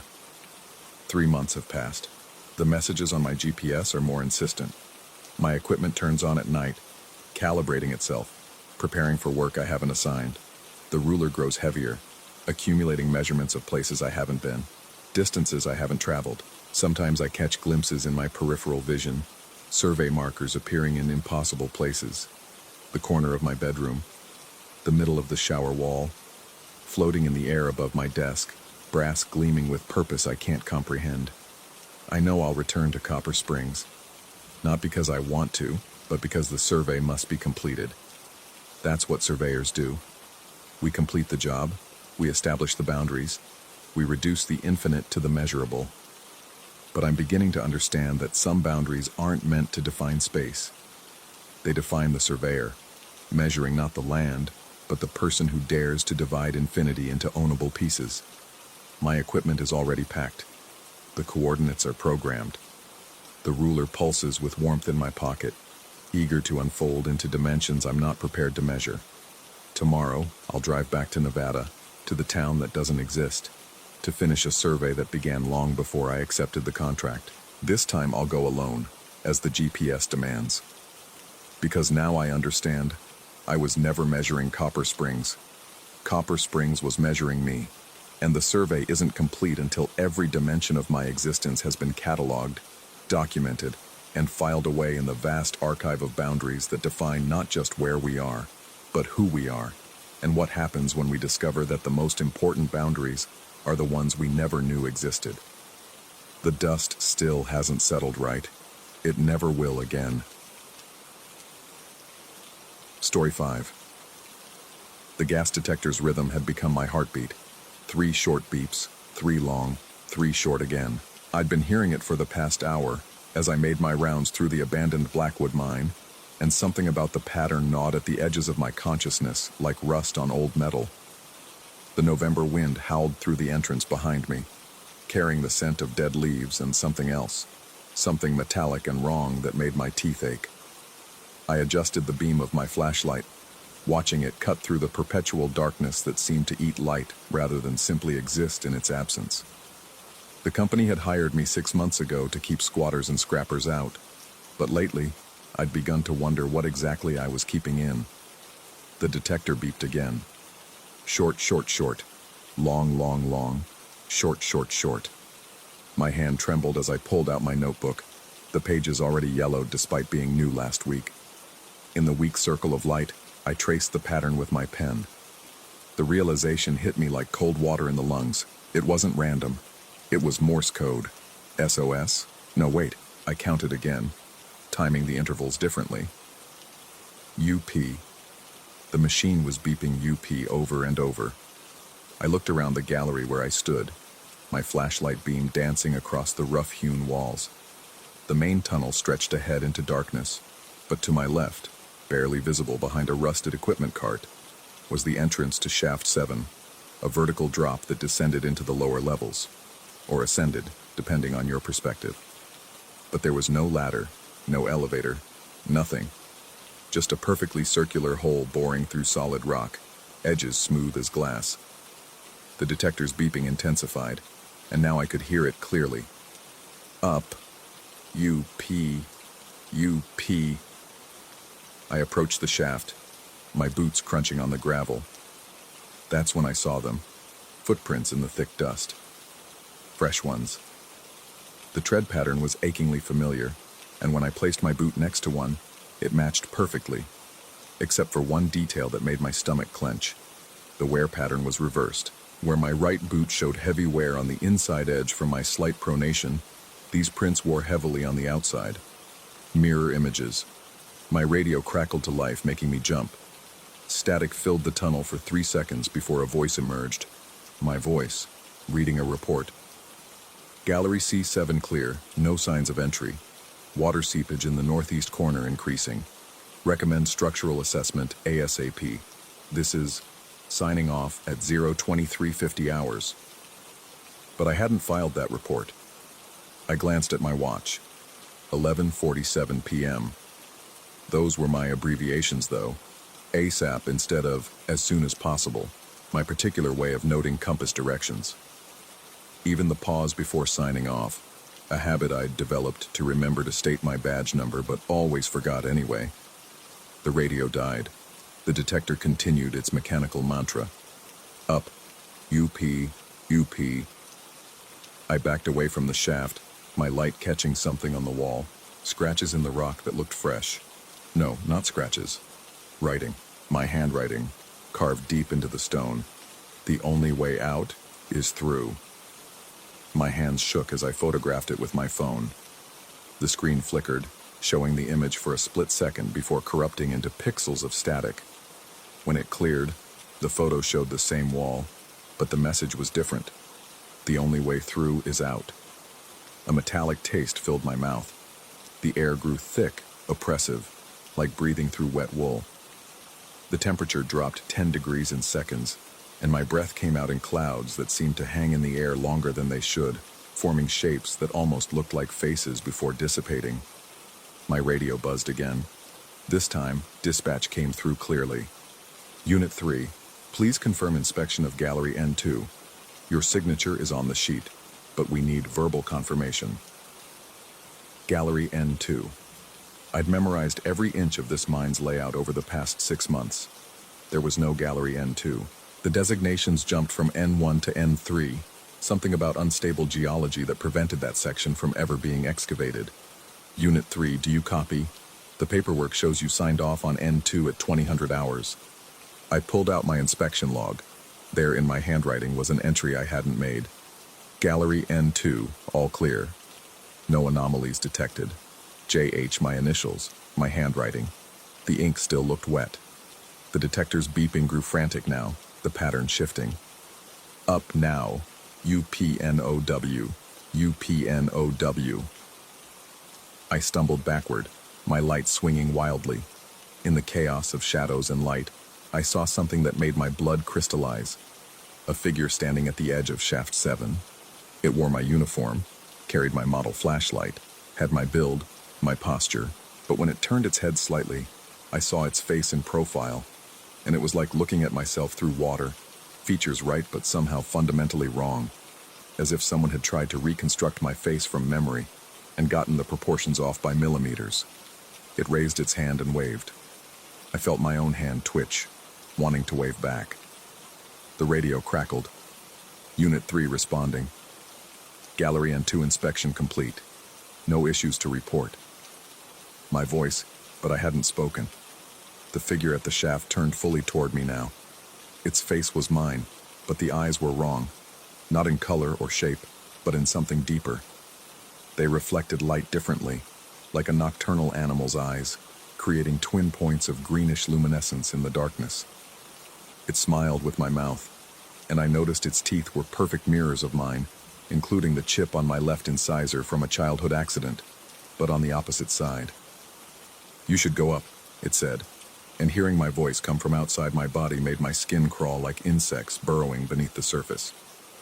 The shift's almost over. I checked my watch again. It read 3:33 a.m. That couldn't be right. It had been 11:47 just minutes ago, but my phone showed the same time. Somehow, I'd lost nearly 4 hours. The detector had gone silent. The sudden absence of beeping was worse than the noise itself, creating a vacuum that seemed to pull at my eardrums. In that silence, I heard something else. Breathing that wasn't mine, coming from everywhere and nowhere, in rhythm with my heartbeat but half a second delayed, like an echo of my own life force. Gallery N2 needs inspection, the other me said, gesturing toward a section of wall that looked solid. You've already signed for it. As it spoke, the wall began to shimmer, like heat waves rising from hot asphalt. Through the distortion, I could make out an opening that hadn't been there before, or had always been there but I couldn't see it. The entrance to Gallery N2 yawned before me, impossibly black even for this place, as if it existed in a spectrum my flashlight couldn't penetrate. I found myself walking toward it. Each step felt both voluntary and compelled, as if I was following a script I'd written but couldn't remember writing. The other me fell into step beside me, our footfalls perfectly synchronized. In my peripheral vision, I could see it matching my movements exactly, every shift of weight, every swing of the arms, every turn of the head. Do you remember your first day? It asked, conversationally. You thought you heard someone calling your name from the lower levels. You almost went to investigate. I did remember, but I'd never told anyone about that. You did investigate, it continued. You just don't remember coming back up. Time works differently down there. Up here, wherever here, is relative to there. We reached the entrance to Gallery N2. The darkness inside seemed to breathe, expanding and contracting like a living thing. My flashlight beam simply stopped at the threshold, as if the passage was filled with black velvet that absorbed all light. The company hired you 6 months ago, the other me said, but check your phone, check your messages, check anything with a date. With trembling fingers, I pulled out my phone. The date showed November 15th, 2024, but when I opened my messages, they were all dated November 15th, 2023. My photos, my emails, everything was a year off, or the phone's clock was. Or, time isn't linear in the deep places, it said. You've been doing this job for 6 months. You've been doing it for 18 months. You've never started. You've already finished. All of these are true. The entrance to Gallery N2 pulled at me. Not physically, but something deeper, like magnetism for consciousness. I could feel thoughts that weren't quite mine forming in my head. Memories of walking these passages before, of signing inspection sheets for galleries that didn't exist, of conversations with versions of myself that wore different faces, but the same bones. The detector wasn't saying up, the other me explained, its voice growing distant even though it stood right beside me. In the deep places, up and down lose meaning. It was saying us. There are so many of us down here, all checking the same galleries, all signing the same sheets, all hearing the same calls. I looked down at my inspection log.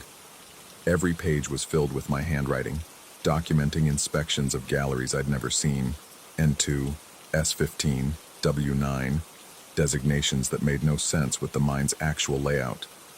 But I remembered writing each entry, and I also remembered not writing them. Both memories existed simultaneously, equally real, equally false. The radio crackled one more time. All units be advised. Security guard position at Blackwood Mine has been vacant for 6 months. Reposting job listing tomorrow.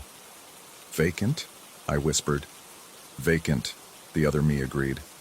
Has been since the last guard went to investigate Gallery N2. Or will be, once you do.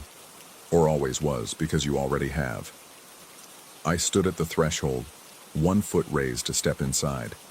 In the reflection of my phone screen, I saw myself standing behind myself, and behind that, another, and another, an infinite regression of security guards, all frozen in the same moment of decision.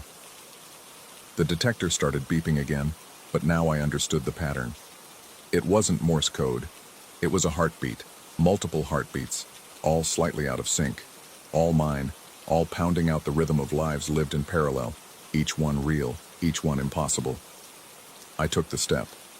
Or I didn't, or I'm still standing there, foot raised, caught between breath and breath, between heartbeat and heartbeat, between one version of myself and all the others. Forever about to enter Gallery N2, forever having already entered, forever never having existed at all. The inspection sheet for Gallery N2 has my signature. It's dated tomorrow. It's dated last year. The ink is wet. The ink is so old it's fading. When they find this account, if they find it, when they've already found it, when they never will, they'll say the mine's been closed for a decade. They'll say it's been operational this whole time. They'll say there was never a mine here at all. Just a story people tell about a security guard who went to check on something that wasn't there and found himself instead. Or lost himself. Or became himself. Multiplied into infinity. Each version checking galleries that exist only for him, in a mine that's abandoned and active and never was, all at once. The detector is still beeping. It's been silent for years. I can hear it calling. Up. US. Up. US. I'm going to check Gallery N2 now. I've already checked it. I've never left. My replacement will arrive soon. He's already here. He's me. The only way out is through. The only way through is out. Both are true. Neither leads anywhere but back to the beginning, where I'm standing at the edge of Shaft 7, watching my footprints appear in dust that's been undisturbed for decades, signing my name on papers that don't exist, listening to my voice on a radio that's been silent since the mine closed, or opened, or never was. The flashlight beam flickers. In the darkness between pulses of light, I see myself clearly for the first time, all of myselves, checking their galleries, making their rounds, existing in their own slices of time that overlap and contradict and somehow coexist in this place, where the Earth's weight has compressed not just coal but reality itself into something dense and impossible and true. Tomorrow, someone will find this account. Yesterday, someone already has. Today, it's being written. Today, it was never written at all. The detector beeps. Up. Or maybe it's saying, US. Or maybe it's just the sound a heart makes when it beats in too many bodies at once, in a mind that exists in too many states at once, where the only constant is the signature on a sheet for a gallery that can't be real. But I've already signed it. The ink is still wet. The ink dried years ago. Both. Neither. All. Welcome to Blackwood Mine. Please sign in for your shift. You already have. Story 6. The anemometer spins backward against the Arctic wind.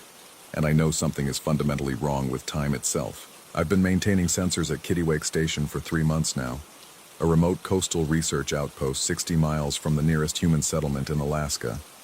The job seems straightforward enough. Monitor equipment, record data, ensure the automated weather systems keep transmitting to the mainland. What they didn't mention in the job posting was that the laws of physics apparently bend here like light through water. It started with small inconsistencies. The data logger would show timestamps for readings that hadn't happened yet.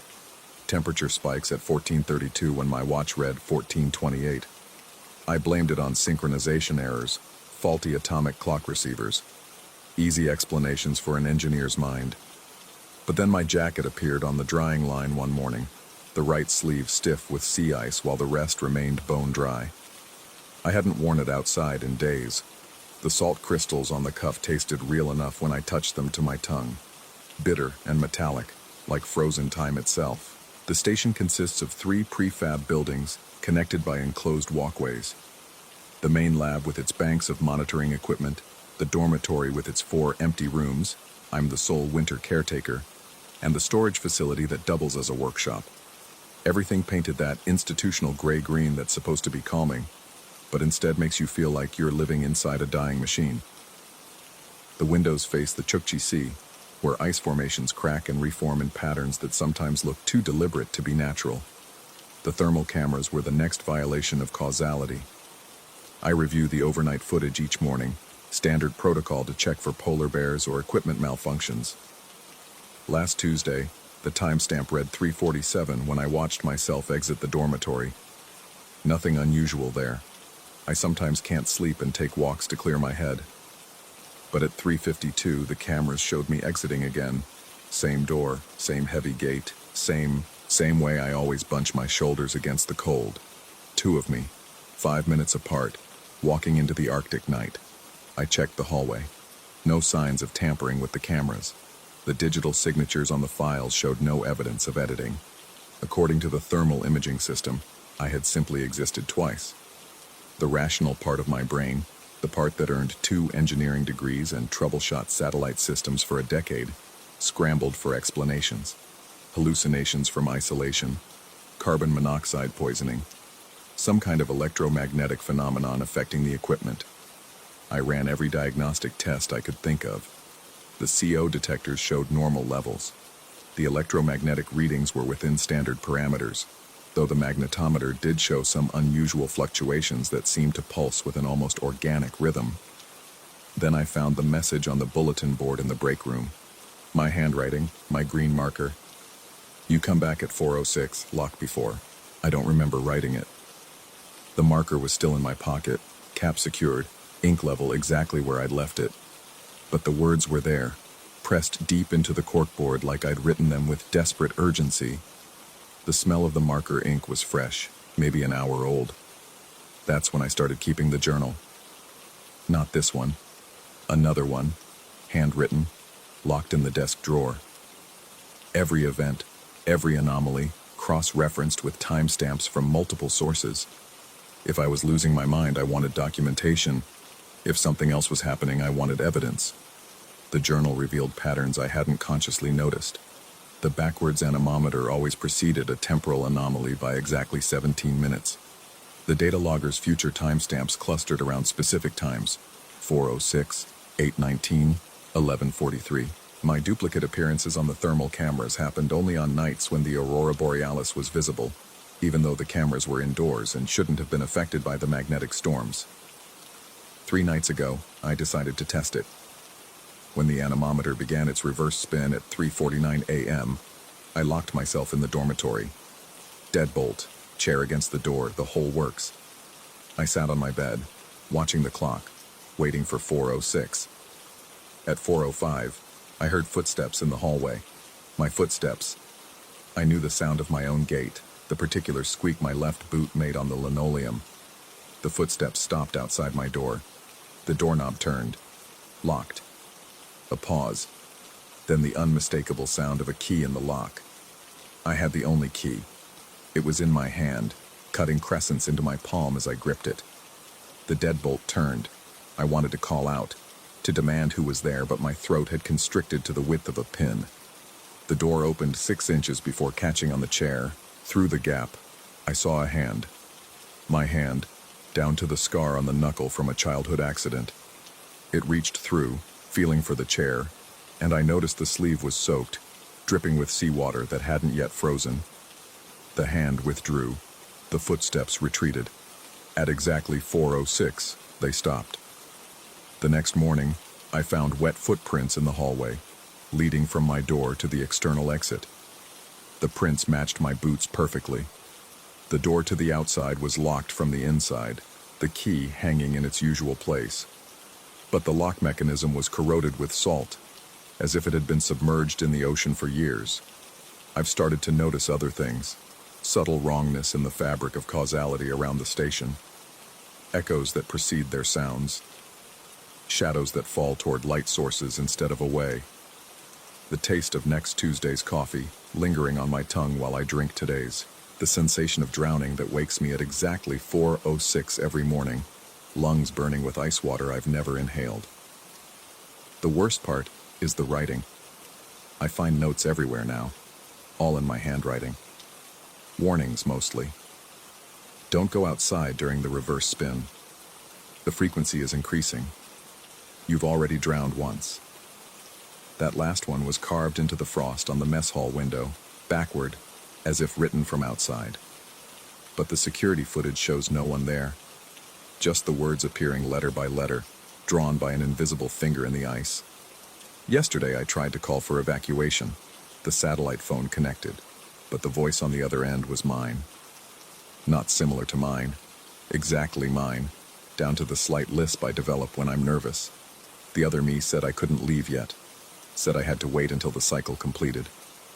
When I asked what cycle, the line went dead.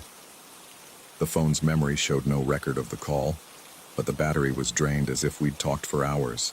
I've begun to map the anomalies, plotting them on a timeline that increasingly feels like a Mobius strip. Events that haven't happened yet leave evidence. Events that have happened erase themselves. I exist in multiple states simultaneously. The me writing this, the me on the thermal cameras, the wet me trying to enter my room at 4:06, the me leaving messages I don't remember writing. The station's original logs, which I found while searching for explanations, mention nothing unusual, except for one entry from 1987, the year the station was established. A single line in the margin of a weather report. The technician returns at 4:06. He always has. I've checked the employment records. No one named in that report matches my name, but the employee ID number is mine. The number I was assigned 3 months ago. Or was it 3 months? The calendar says February, but my contract was for winter maintenance starting in September. 5 months, but my supplies indicate I've been here for exactly 3 weeks.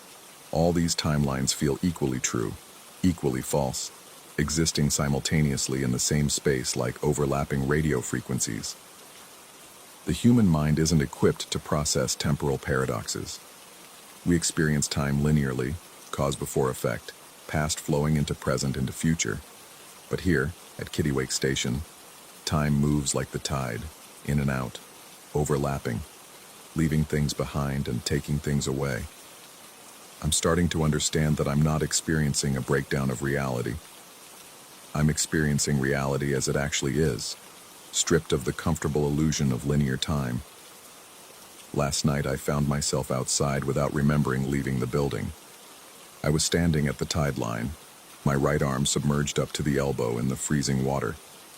The aurora borealis painted the sky in shades of green that seemed to pulse in rhythm with my heartbeat. As I pulled my arm from the water, I noticed I was wearing my jacket. The right sleeve was already forming ice crystals. I looked back at the station and saw myself through the mess hall window, sitting at the table writing in this journal. I watched myself look up, stare directly at where I stood on the beach, and write something. When I got back inside, I don't remember the walk, just the transition from beach to building. I read what I'd written. You're standing on the beach right now. The paradox should have shattered something. My mind, reality, the universe itself. Instead, it felt like coming home. like remembering something I'd always known but kept forgetting. The anemometer is spinning backward again. It's 3:49 a.m.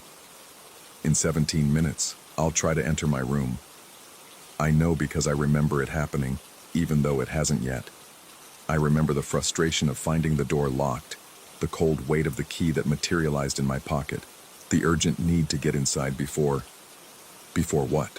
That's the part I can't quite grasp. The memory slips away like water through fingers every time I reach for it. I've decided to stop fighting it. Tonight, when I hear my footsteps in the hallway, I won't barricade the door. I'll let myself in. Maybe I'll finally understand what I'm trying to tell myself.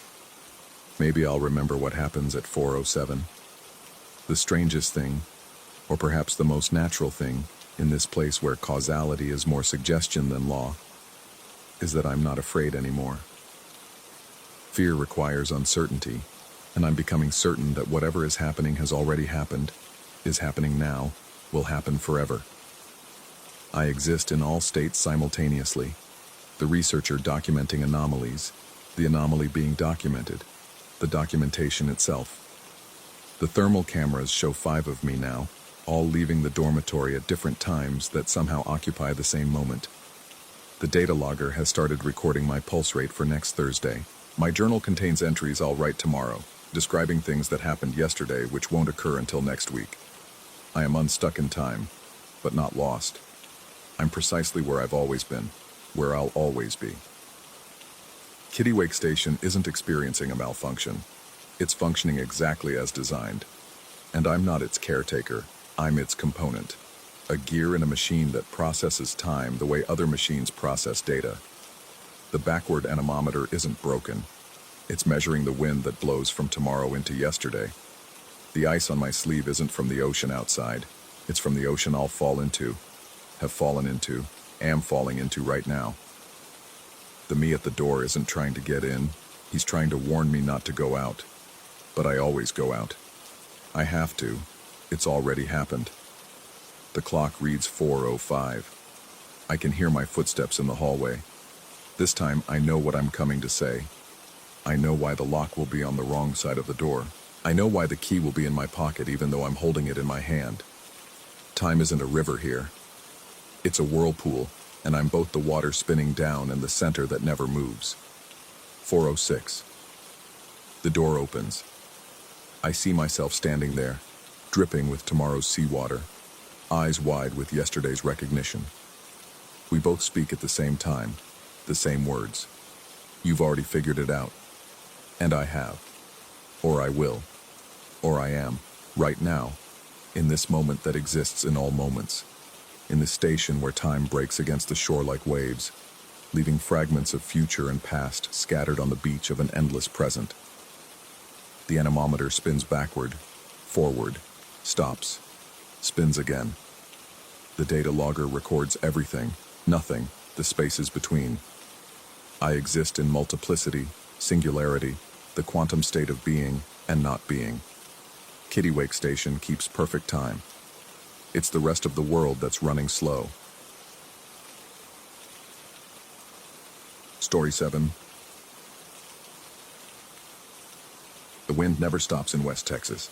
It's a constant companion, a white noise that seeps into your bones until you forget what silence sounds like. I've been maintaining turbines out here for 7 years, and I thought I'd gotten used to it all. The isolation, the endless horizon, the mechanical groans of the giants spinning against the sky. But Turbine 47 changed everything. It started 3 weeks ago. I was running my usual maintenance route through Section C of the wind farm, checking blade pitch angles and generator temperatures. The sun was already brutal at 9 in the morning, turning the metal towers into vertical ovens. Turbine 47 stood at the edge of the array, slightly separated from its siblings like it had been shunned. I'd always found that odd. The spacing was deliberate according to the blueprints, but it felt wrong somehow, like looking at a smile with one tooth knocked askew. The first thing I noticed was the sound. Every turbine has its own voice, a combination of blade whoosh, generator hum, and structural creaks that becomes as familiar as a signature. But 47 had developed something new, a low, rhythmic groan that pulsed beneath its normal operating noise. I pulled out my phone to record it for the maintenance log, standard procedure for unusual sounds. When I played it back in my truck later, the hair on my arm stood up. Through the speaker, barely audible but undeniably there, I heard words. Alter the order. Just those 3 words, repeated in the gaps between the mechanical sounds. I played it again, and again. Each time, the words became clearer, like my ears were learning to translate some primitive language hidden in the machinery. I should have reported it immediately, should have tagged the turbine for inspection and moved on. But something made me hesitate. Maybe it was pride, maybe curiosity, or maybe it was already too late by then. Instead, I decided to climb. The ladder on turbine 47 runs up the inside of the tower, a narrow metal spine with safety rails on either side. I'd climbed it dozens of times before. The maintenance manual says it's 287 rungs from bottom platform to nacelle access. I've never bothered counting. Muscle memory takes over after the first few climbs, and your body knows when you're getting close to the top. But that day, something felt off. My rhythm was broken. I kept reaching for rungs that weren't where I expected them to be. My boots searching for purchase on steps that seemed to have shifted.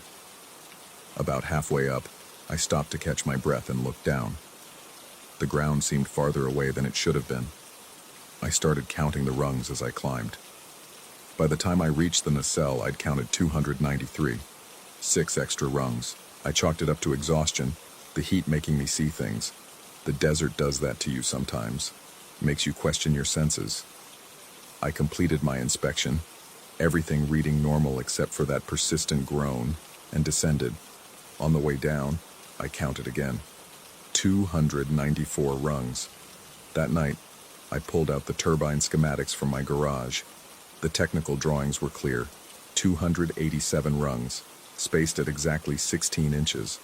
I'd looked at these blueprints 100 times. There was no ambiguity, no revision notes. 287. The next morning I went back. I needed to understand what was happening, needed to prove to myself that I wasn't losing it. The wind was stronger that day, gusting hard enough to make the turbine blades flex visibly. That groaning sound was louder too, almost conversational in its rhythm. I recorded it again, and this time when I played it back, the message had changed. Count the ascending order. I began to climb, marking each rung with a chalk tick as I went. 1, 2, 3. The metal was cold despite the morning heat, and my hands left brief fog prints that evaporated instantly. 20, 21, 22. The ladder seemed to stretch above me, an endless vertical tunnel. 50, 51, 52. At rung 100, I found something that shouldn't have been there. Tucked into a junction between the ladder and the tower wall was a canvas tool bag, the kind we'd stopped using 5 years ago when the company switched to synthetic materials. My name was embroidered on the side, not printed or written, but carefully stitched in a style I recognized. My grandmother had taught me that same cross-stitch pattern when I was young. But the bag was ancient, the canvas rotted through in places, metal fixtures consumed by rust that should have taken decades to form. Inside the bag was a single tool, a hexagonal key unlike any in my current kit. It was pristine, untouched by the decay that had claimed the bag. The metal was warm to the touch, almost pulse-like, and it fit perfectly in my hand like it had been molded for my grip. I continued climbing, the tool in my pocket now, its weight somehow both reassuring and deeply wrong. At rung 200, the groaning stopped.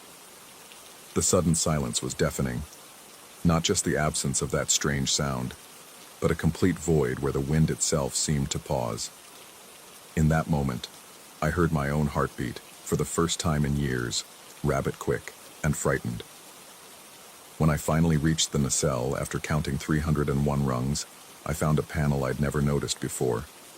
It was seamlessly integrated into the housing, visible only because a thin line of dust had settled into its edges.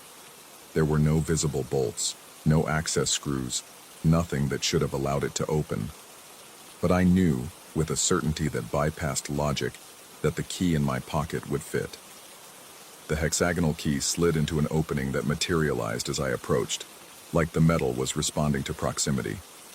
The panel swung inward silently, revealing a small compartment that couldn't exist according to any schematic I'd ever seen. Inside was a photograph, protected by clear plastic that had yellowed with age. The photo showed the wind farm, taken from exactly where I stood in the nacelle. All 48 turbines were visible, their shadows creating a precise geometric pattern across the desert floor.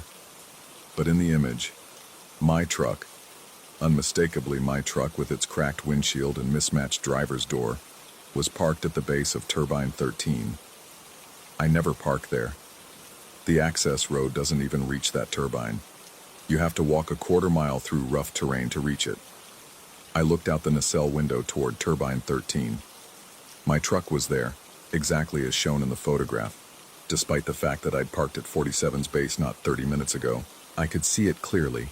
The cracked windshield catching the sun, the faded blue paint of that replacement door I'd installed after backing into a gatepost last winter. The climb down was wrong in ways I can't fully articulate. The rungs felt soft under my boots, yielding slightly like they were made of something other than steel. My chalk marks were gone, but in their place were other marks, older, made by someone else's hand in what looked like white paint that had mostly flaked away. The count was different again. 289 rungs this time, just 2 more than the blueprints claimed. My truck was at the base of 47 when I emerged, right where I'd left it, keys in my pocket where they belonged. But when I opened the door, there was dust on the seat. Weeks of it, undisturbed. The odometer showed an extra 127 miles I hadn't driven. I drove to Turbine 13, my hands shaking on the wheel. The desert between the access roads was rough but navigable if you knew the path. I didn't know the path. Had never driven it before, but my hands seemed to, turning the wheel at just the right moments to avoid the worst of the rocks and ruts. When I reached 13, I found tire tracks in the hard-packed earth. My tire tracks, with that distinctive wear pattern from my misaligned front left wheel. They looked weeks old. That was when I started checking the recordings more carefully. Every time I captured that groaning sound, the message evolved. Alter the ascending order. Count the ascending order. You've altered the order. You're ascending out of order. Each playback revealed new words, new implications, like the sound was a living thing that grew more complex with observation. I've been back to Turbine 47 every day since. The ladder count is never the same twice. 288, 295, 283, 302. The tool bag is sometimes there, sometimes not, but always in different stages of decay when it appears. Once, I found it pristine and new with a receipt inside dated 3 years in the future. The photograph changes too. Sometimes my truck is at different turbines. Sometimes there are 2 of my trucks. Once, I saw myself in the photo, climbing a turbine that doesn't exist, wearing clothes I don't own. Yesterday's recording was the clearest yet. The words came through without any filtering, as clear as if someone was standing beside me. The order has always been altered. You're not ascending, you're remembering. I've started finding my tools in impossible places. Wrenches inside sealed gearboxes. My multimeter buried in concrete that's been solid since the foundation was poured. My maintenance logs show entries I don't remember making. Repairs to problems that haven't happened yet, or maybe happened long ago. The company database has records of my employment dating back 15 years. I've only worked here for 7. This morning, I found another photograph in the panel, which now opens without the key. It shows the wind farm from above, all 48 turbines spinning in perfect synchronization except for one, Turbine 47, which stands still while a figure climbs its ladder. The figure is frozen between rungs, caught in an eternal ascent or descent, impossible to tell which. When I enhance the image on my phone, zooming in until the pixels blur, I can just make out the figure's face. It's me, of course, but I'm older in the photo, or younger. The image shifts when I'm not looking directly at it. Sometimes I'm climbing up, sometimes down. Sometimes I'm just hanging there, suspended between rungs that shouldn't exist on a ladder that can't decide how many steps it needs. The other maintenance techs have started avoiding me. They say I've been acting strange, that I've been talking to myself near Turbine 47, that they've seen me there at impossible hours, midnight, 3 a.m., times when the site is supposed to be empty. But I check my logs, and I was home those nights. I have receipts from the gas station, time-stamped photos on my phone. I was elsewhere. I've always been elsewhere. Except I found my flashlight at the base of 47 yesterday. Dead batteries and all, though I know I left it in my truck. And there was mud on my boots from the rain 2 nights ago. The night I supposedly spent watching TV 50 miles away. The mud had a boot print in it. Someone else's boot, standing where I would have stood to look up at the turbine. Size 11, same as mine, same wear pattern on the heel. Today I climbed again. I had to. The compulsion is stronger than fear now, stronger than logic. The count was 287, exactly what the blueprints say, for the first time since this all started. But when I reached the nacelle, everything was different. The panel was gone, sealed over like it had never existed. The familiar groaning sound had stopped. The turbine ran smooth and quiet, textbook perfect. But there was a new tool bag at the top, synthetic material with my name printed on a label that looked fresh from the factory. Inside was my current multimeter, the one I thought was in my truck, and a note in my handwriting. Check turbine 13. The count is wrong. I'm sitting in my truck now, parked at the base of 47, trying to decide if I should drive to 13 or just go home. The wind has picked up, and all the turbines are spinning except 47, which has stopped despite showing normal operation on my diagnostic tablet. In the distance, I can see someone climbing turbine 13. They're wearing my company coveralls, using my deliberate, methodical climbing style. My phone is recording the sound of turbine 47's silence. When I play it back, I know there will be words hidden in the absence of noise, instructions or warnings, or maybe just observations about what's happening to me, or what's already happened, or what will always be happening. The photograph from the panel is on my dashboard, shifting every time a cloud passes over the sun.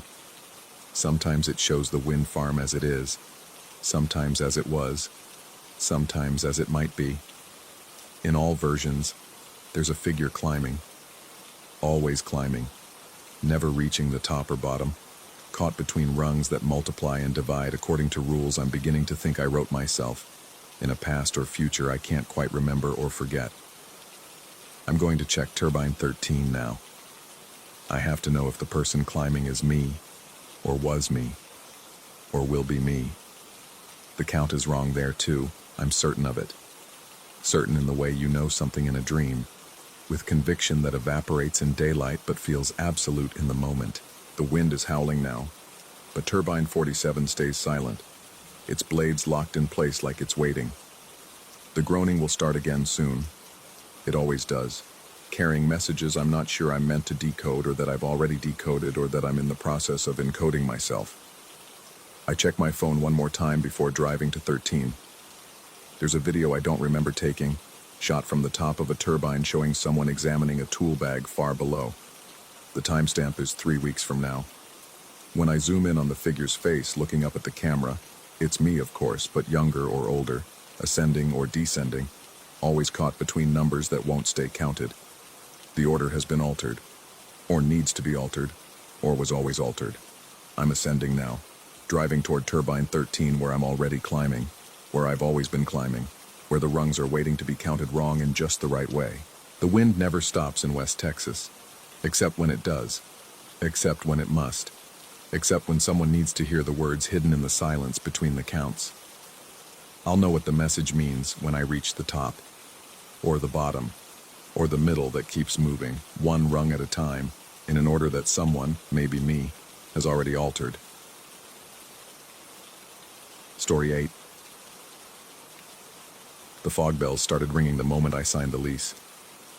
It was a Tuesday afternoon in late September. The sky so clear you could see the islands scattered across Casco Bay like dropped coins. The real estate agent's pen scratched across the paper, and somewhere beyond the window, those brass bells began their hollow song. She glanced up, confused, checking her phone for weather updates that would explain fog warnings on such a crystalline day. I should have walked away then, should have torn up the lease, apologized for wasting her time, and driven back to Boston. But the house had already begun its work on me. The way the floorboards creaked in perfect rhythm with my heartbeat. How the salt-stained windows filtered the light into patterns that seemed almost like writing, messages I couldn't quite read. The house sat perched on the eastern edge of Portland's coast, a weathered Victorian that had survived more nor'easters than anyone cared to count. Its nearest neighbor was the Portland Head Light, that famous lighthouse painted on postcards and coffee mugs, its tower visible from my bedroom window. The previous tenant had left suddenly, the agent mentioned offhandedly. Something about a job opportunity overseas. She'd left behind furniture, dishes, even clothes in the closets, all included in the surprisingly reasonable rent. My first night, I made plans to explore the old port, wrote them down in my journal, dinner at 4th Street, drinks at Hunt and Alpine Club, maybe catch some live music. The moment my pen lifted from the page, the fog bells rang out across the harbor. The sound rolled through the walls, vibrating in my chest. I checked the weather. Clear skies, light wind from the west. Yet those bells continued their warning for exactly 13 strikes before falling silent. I stayed in that night, told myself I was tired from the move. The back door changed on the 3rd day. I'd gone out that morning through the kitchen exit, heading down to the rocky shore to watch the sunrise paint the lighthouse gold. When I returned, coffee-deprived and shivering in the October cold, a second deadbolt had appeared above the original lock. The brass was tarnished green with age, as if it had been there for decades. But more unsettling was the scratch beside it in the white paint, a looping mark that looked exactly like my signature, the distinctive way I curved the M in my last name. I ran my finger over the scratch. The paint flaked away, revealing more scratches underneath, layer upon layer of the same signature going back through countless coats of paint. My signature, repeated like a record skipping through time. The locksmith I called couldn't see the second lock. He stood at my back door, tool bag in hand, looking at me with the kind of careful concern reserved for people having public breakdowns. He saw only the original deadbolt, he insisted, checking his work order twice. I paid him for his time and watched him leave, his truck disappearing around the bend where the road curved away from the coast. The lock was still there when I looked again. I could touch it, turn it, feel the mechanism click. I found a key for it that evening, sitting in the drawer where I kept my spare keys. It had always been there. My fingers recognized its weight, though I had no memory of placing it among my things. That night, I made plans again. Tomorrow, drive to Boston, pack remaining boxes, close out storage unit.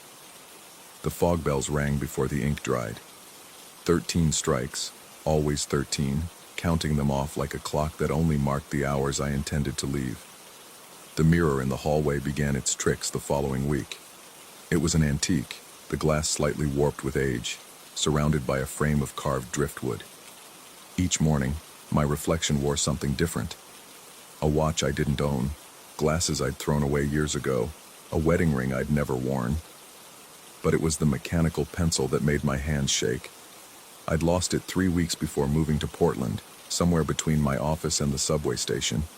It had been my father's, silver, with his initials engraved on the clip. In the mirror, it peeked out from my shirt pocket, exactly where he used to keep it. When I looked down at my actual chest, nothing. But when I looked up again, there it was in the reflection, and I could swear I felt its weight against my ribs. That afternoon, I found it on my dresser. The metal was cold, beaded with moisture that tasted of salt when I accidentally touched my finger to my lips.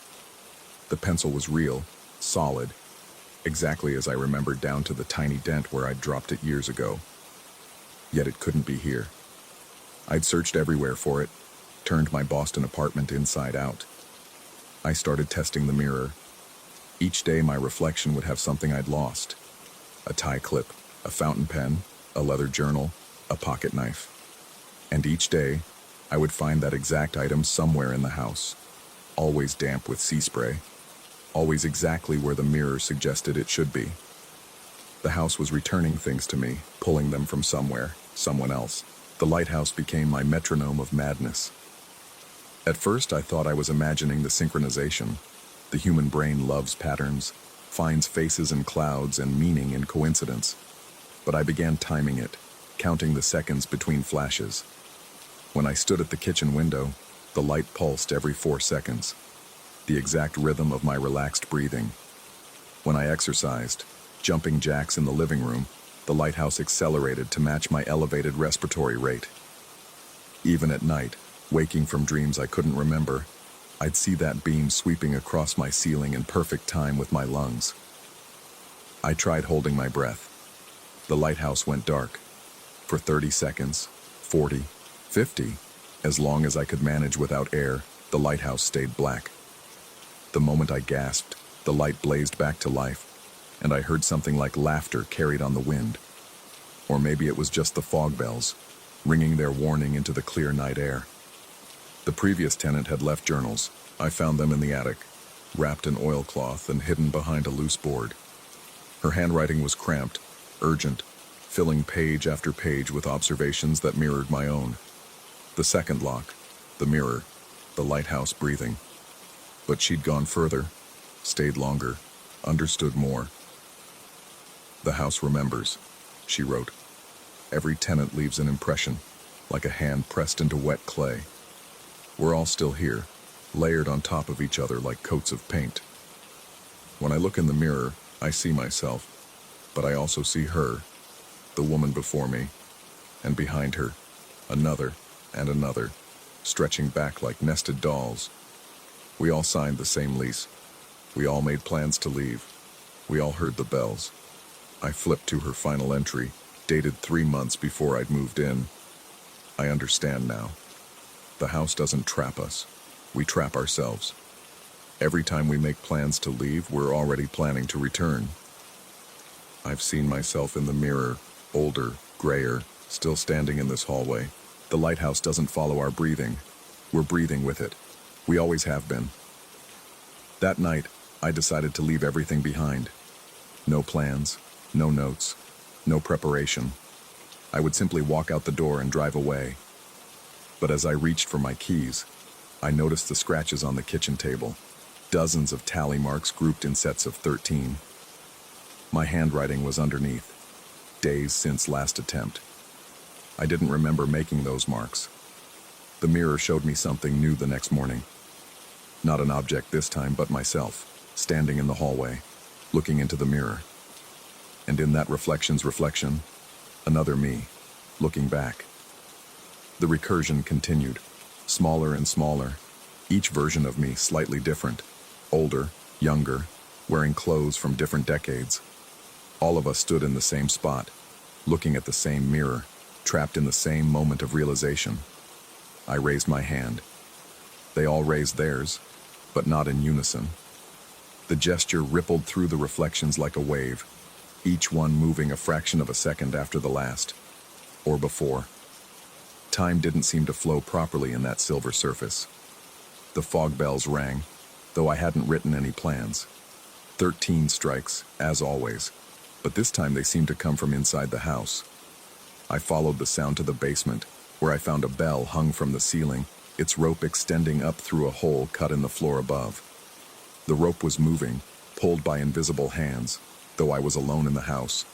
Or I thought I was alone. The locksmith's business card was still on my kitchen counter, but when I called, the number was disconnected. I looked up his company online. It had closed in 1987. The real estate agent's office had no record of my lease, no record of her employee by that name. The previous tenant's journals were dated in my handwriting, though I couldn't remember writing them.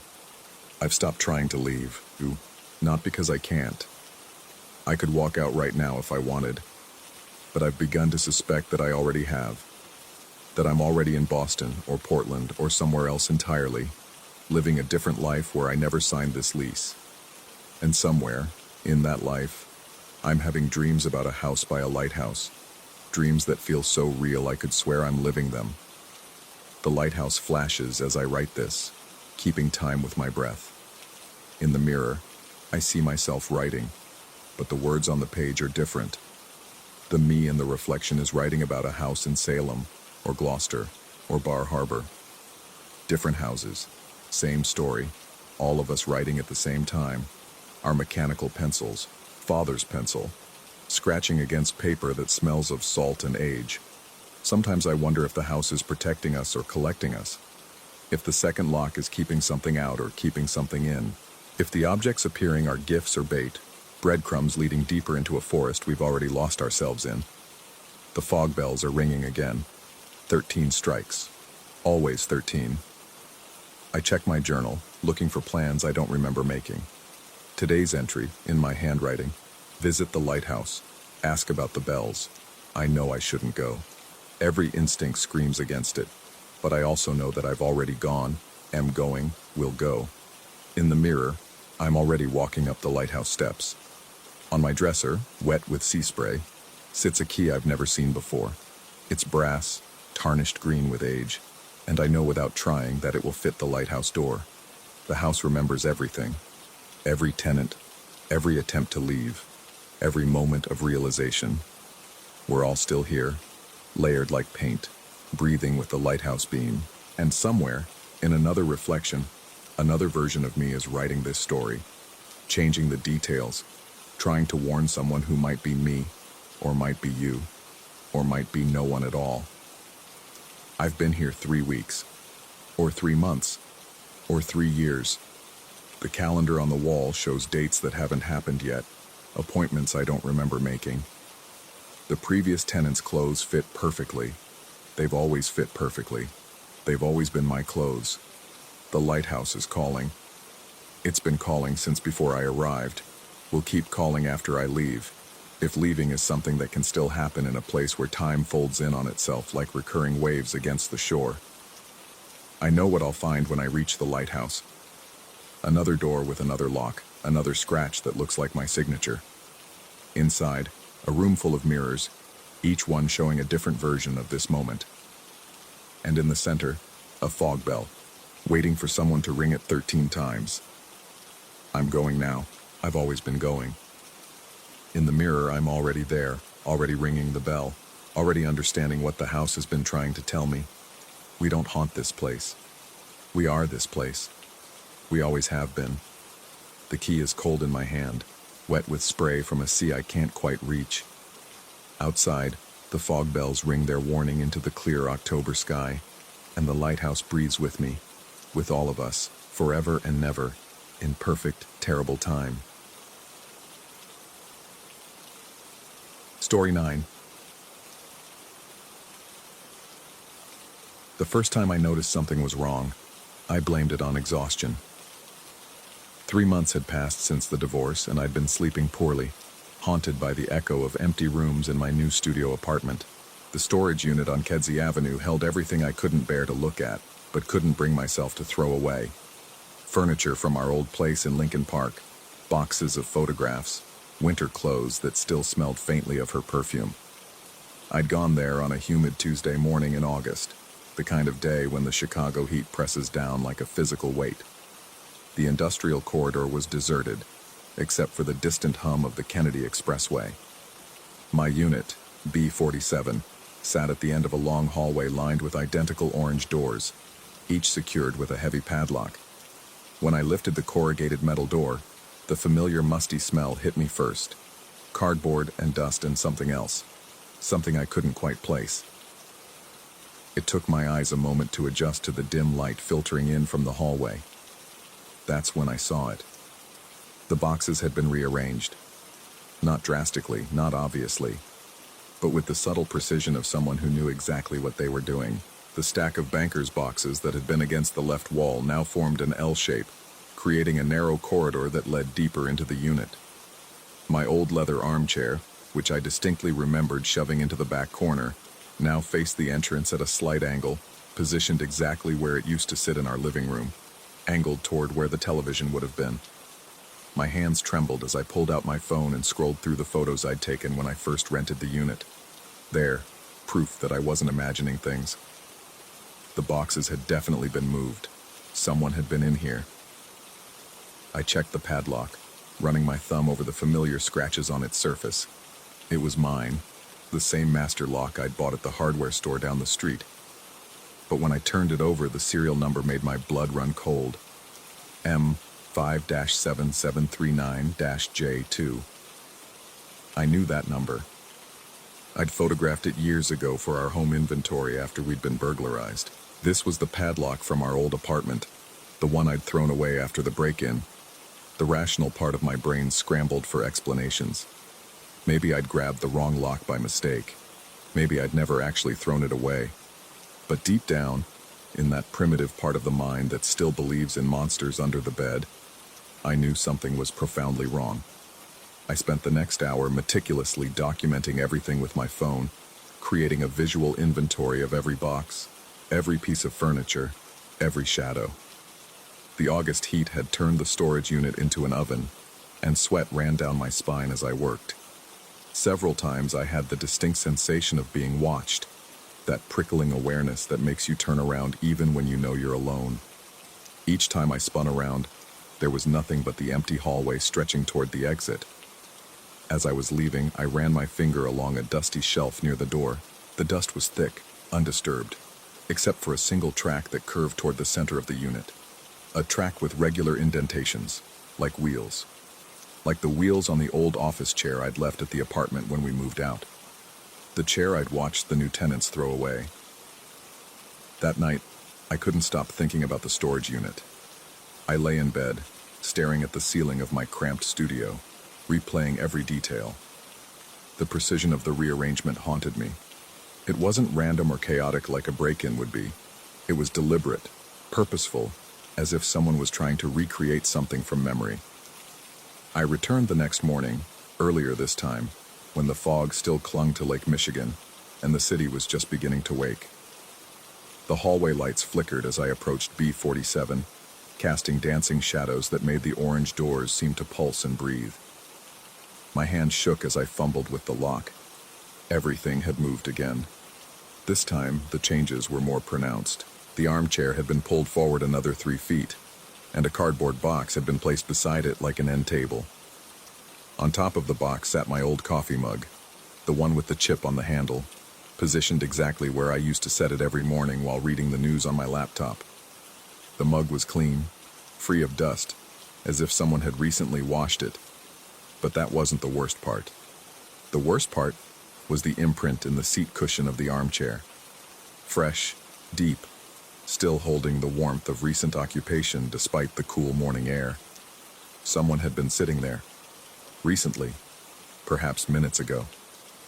I backed out of the unit, my heart hammering against my ribs. The hallway stretched impossibly long in both directions, every shadow a potential hiding place. I could hear my own breathing, ragged and too loud in the silence. As I turned to leave, something caught my eye. A security camera mounted in the corner where the hallway met the main corridor. Relief flooded through me. There would be footage, proof. The facility manager, a heavy-set man named Derek who always smelled of cigarettes and cheap cologne, was surprisingly helpful when I explained my concern about a possible break-in. He led me to a cramped office behind the main desk and pulled up the security footage on an ancient desktop computer. We scrolled through hours of grainy black and white video. The timestamp showed 4:44 a.m. when something finally appeared on screen. A figure walking down the hallway toward B47. The image was poor quality, pixelated and stuttering, but I could make out basic details. Average height, wearing a dark jacket, moving with a familiar gait that made my stomach clench. The figure stopped at my unit, produced a key, and opened the padlock with practiced ease. No hesitation, no fumbling. They knew exactly what they were doing. As they raised the door and stepped inside, the figure turned slightly toward the camera. It was me, or rather, it looked exactly like me, down to the way I favored my left shoulder from an old injury. But the jacket, I recognized that jacket. It was my old Columbia windbreaker, the one I'd donated to Goodwill months ago. The one I'd worn in a photo from our last anniversary dinner. A photo that was now packed somewhere in those boxes. My throat constricted. Derek was looking at me strangely, his expression shifting from confusion to suspicion. "That's not me," I heard myself say, but the words sounded hollow, unconvincing even to my own ears. Derek replayed the footage. There I was, or wasn't, entering my own storage unit at 4:44 a.m. The timestamp burned into my retinas. I'd been asleep at that time, alone in my apartment, hadn't I? I left the facility in a daze, my mind reeling. The rational explanation was obvious. I was having some kind of breakdown. Stress-induced sleepwalking, perhaps. Dissociative episodes brought on by the divorce, but that didn't explain the padlock, or how I could have gotten to the storage facility and back without my car, or why I would have that jacket. That evening, I installed a motion sensor in the storage unit, one of those smart home devices that sends alerts to your phone. I also set up my old laptop with its webcam facing the door, programmed to record any movement. If I, came back, I would know. The alert came at exactly 4:44 a.m. I jolted awake, my phone buzzing insistently on the nightstand. The notification showed motion detected in the storage unit. My heart racing, I opened the webcam feed. The image was dark, grainy, but I could see the storage unit door was open. A figure moved in the shadows, arranging boxes with mechanical precision. Then it stepped into the dim light from the hallway. It was me again. But this time, I noticed something that made my blood turn to ice. The figure was wearing the same t-shirt and sweatpants I had on at that very moment. As I watched, frozen in horror, the figure on the screen moved to the armchair and sat down. It picked up the coffee mug, raised it to its lips in a pantomime of drinking, then set it down in exactly the same spot. Then it looked directly at the camera. The face was mine, but wrong. The features were all there. My nose, my eyes, my mouth. But they seemed to shift and blur at the edges, as if I was looking at a reflection in disturbed water. The thing that wore my face smiled, a slow, deliberate expression that I had never made in my life. I was out of bed and dressed in seconds, my hands shaking as I grabbed my car keys. The drive to the storage facility was a blur of red lights ignored and speed limits broken. The city was dead at this hour, the streets empty except for the occasional taxi or delivery truck. The closer I got to Kedzie Avenue, the more the world seemed to warp around the edges, reality becoming thin and fragile like old paper. The facility was silent when I arrived. The electronic lock buzzed me in with my access code. My footsteps echoed in the empty hallways as I ran toward B47. My phone held out in front of me, still streaming the webcam feed. On the screen, the figure continued to sit in the armchair, unmoving, waiting. I rounded the corner. The storage unit door was closed, the padlock secured. With trembling fingers, I opened it and raised the door. The unit was empty. Not just empty of intruders, but completely, impossibly empty. No boxes, no furniture, no dust. Just bare concrete walls and the lingering smell of industrial cleaner. Even the webcam I'd set up was gone. I stood there staring at the empty space, my mind struggling to process what I was seeing. Then I looked at my phone. The webcam feed was still running, still showing the storage unit. But in the feed, the unit was full. The boxes were there, the armchair was there, and sitting in the armchair was the thing that looked like me. It stood up slowly, deliberately, and walked toward the camera. Its face filled the screen, and this time I could see its eyes clearly.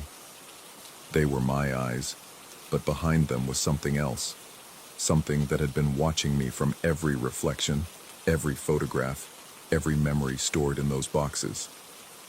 It raised one hand and pointed at something off-screen. The camera angle shifted, impossible since the laptop should have been stationary, and showed another figure standing in the doorway of the storage unit. This figure was shrouded in shadow, but I could see it was holding something, a padlock. The old padlock from our apartment. The feed cut out. I stood in the empty storage unit for what felt like hours but was probably only minutes. When I finally left, I noticed something I'd missed before. On the concrete floor, barely visible in the harsh fluorescent light, was a faint outline in the dust. The outline of boxes, furniture, a life I'd tried to pack away. And in the center, the clear impression of footprints leading from the door to where the armchair would have been. They were my footprints. I recognized the worn pattern of my sneakers, but there was only one set, leading into the unit. None leading out. I drove home as the sun rose over Lake Michigan, painting the sky in shades of orange and pink that looked too vivid, too real. My studio apartment felt different when I returned, though nothing had visibly changed. The angles seemed wrong. The shadows fell in unfamiliar patterns.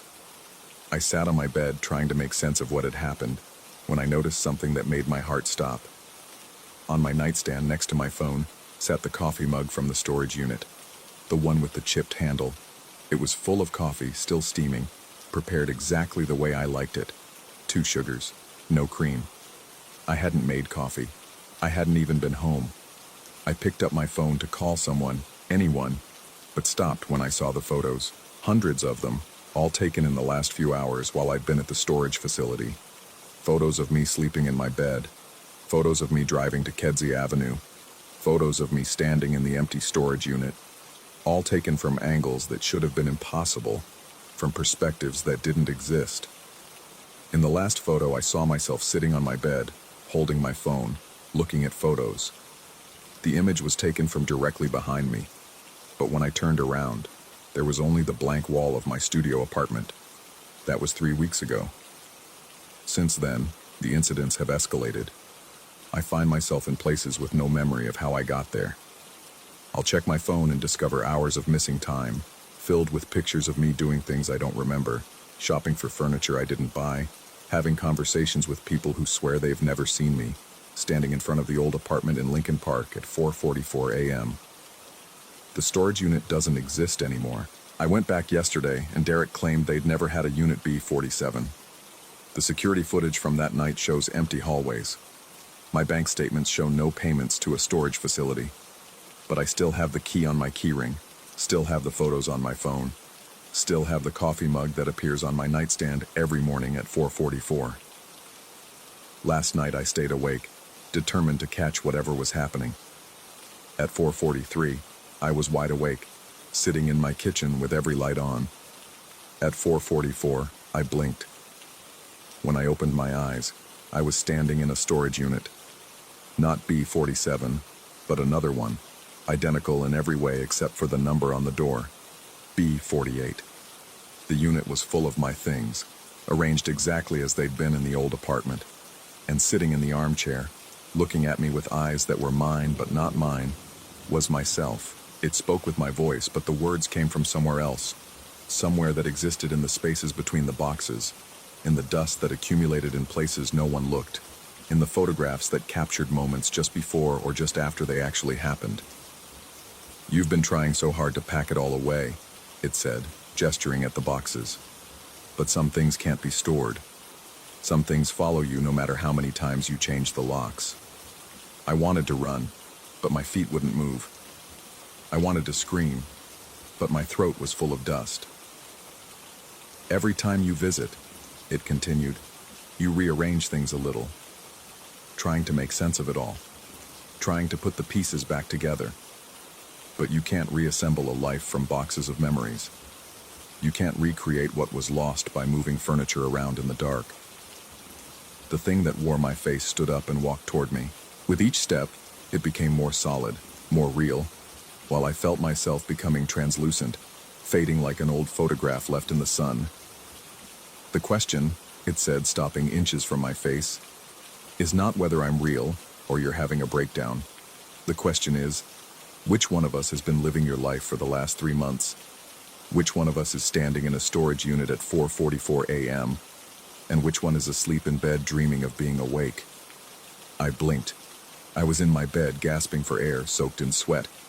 My phone showed 4:45 a.m. On the nightstand, the coffee mug was full and steaming.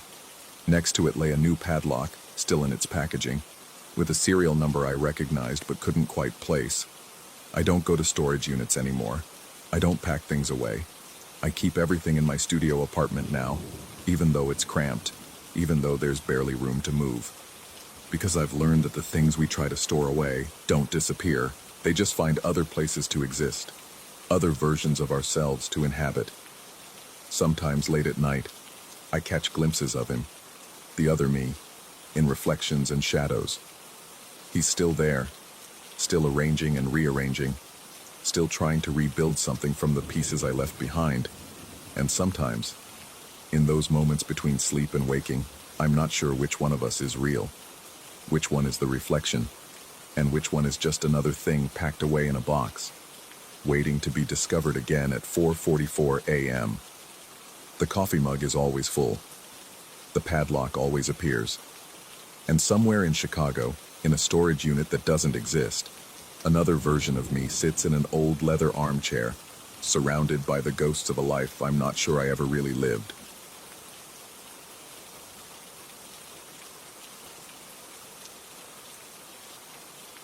Story 10.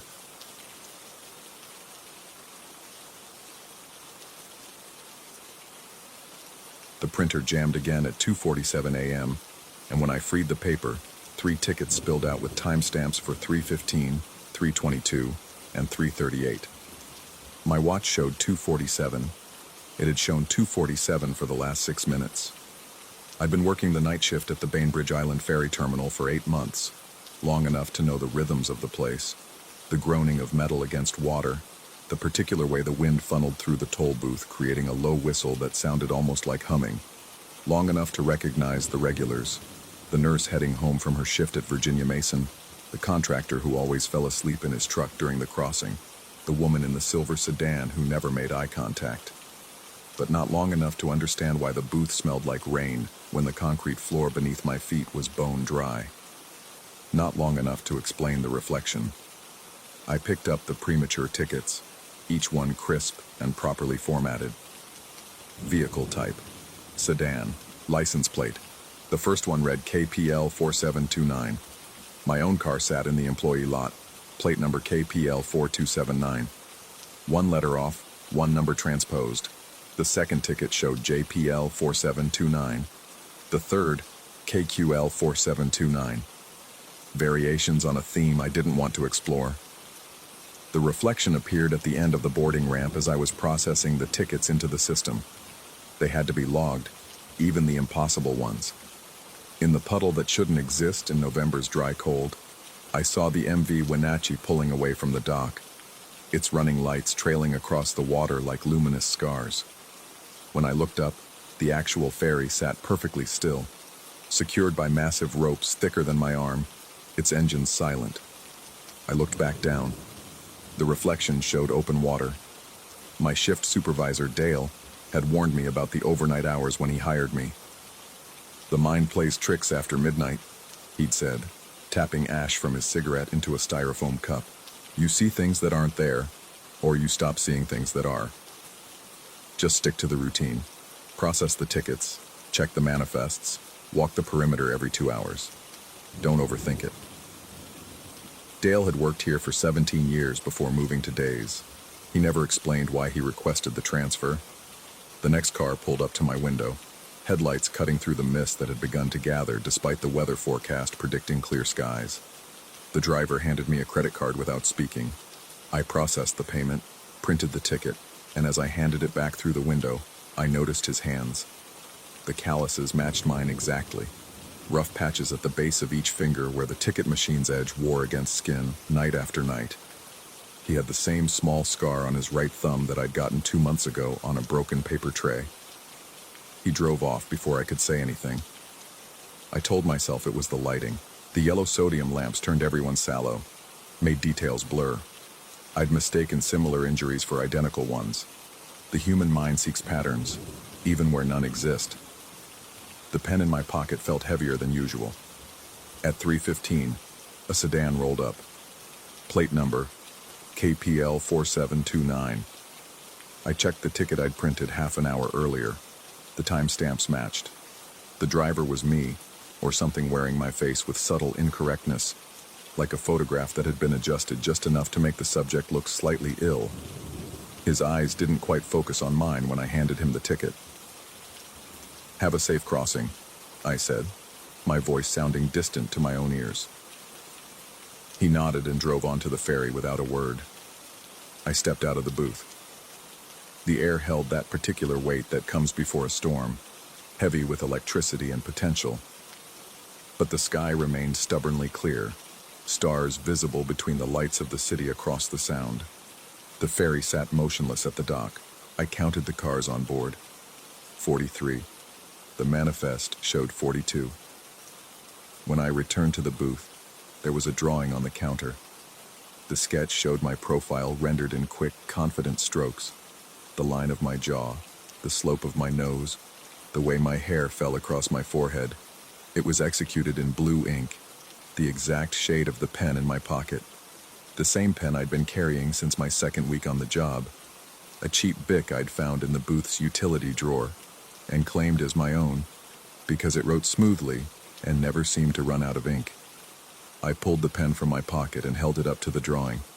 The ink matched perfectly.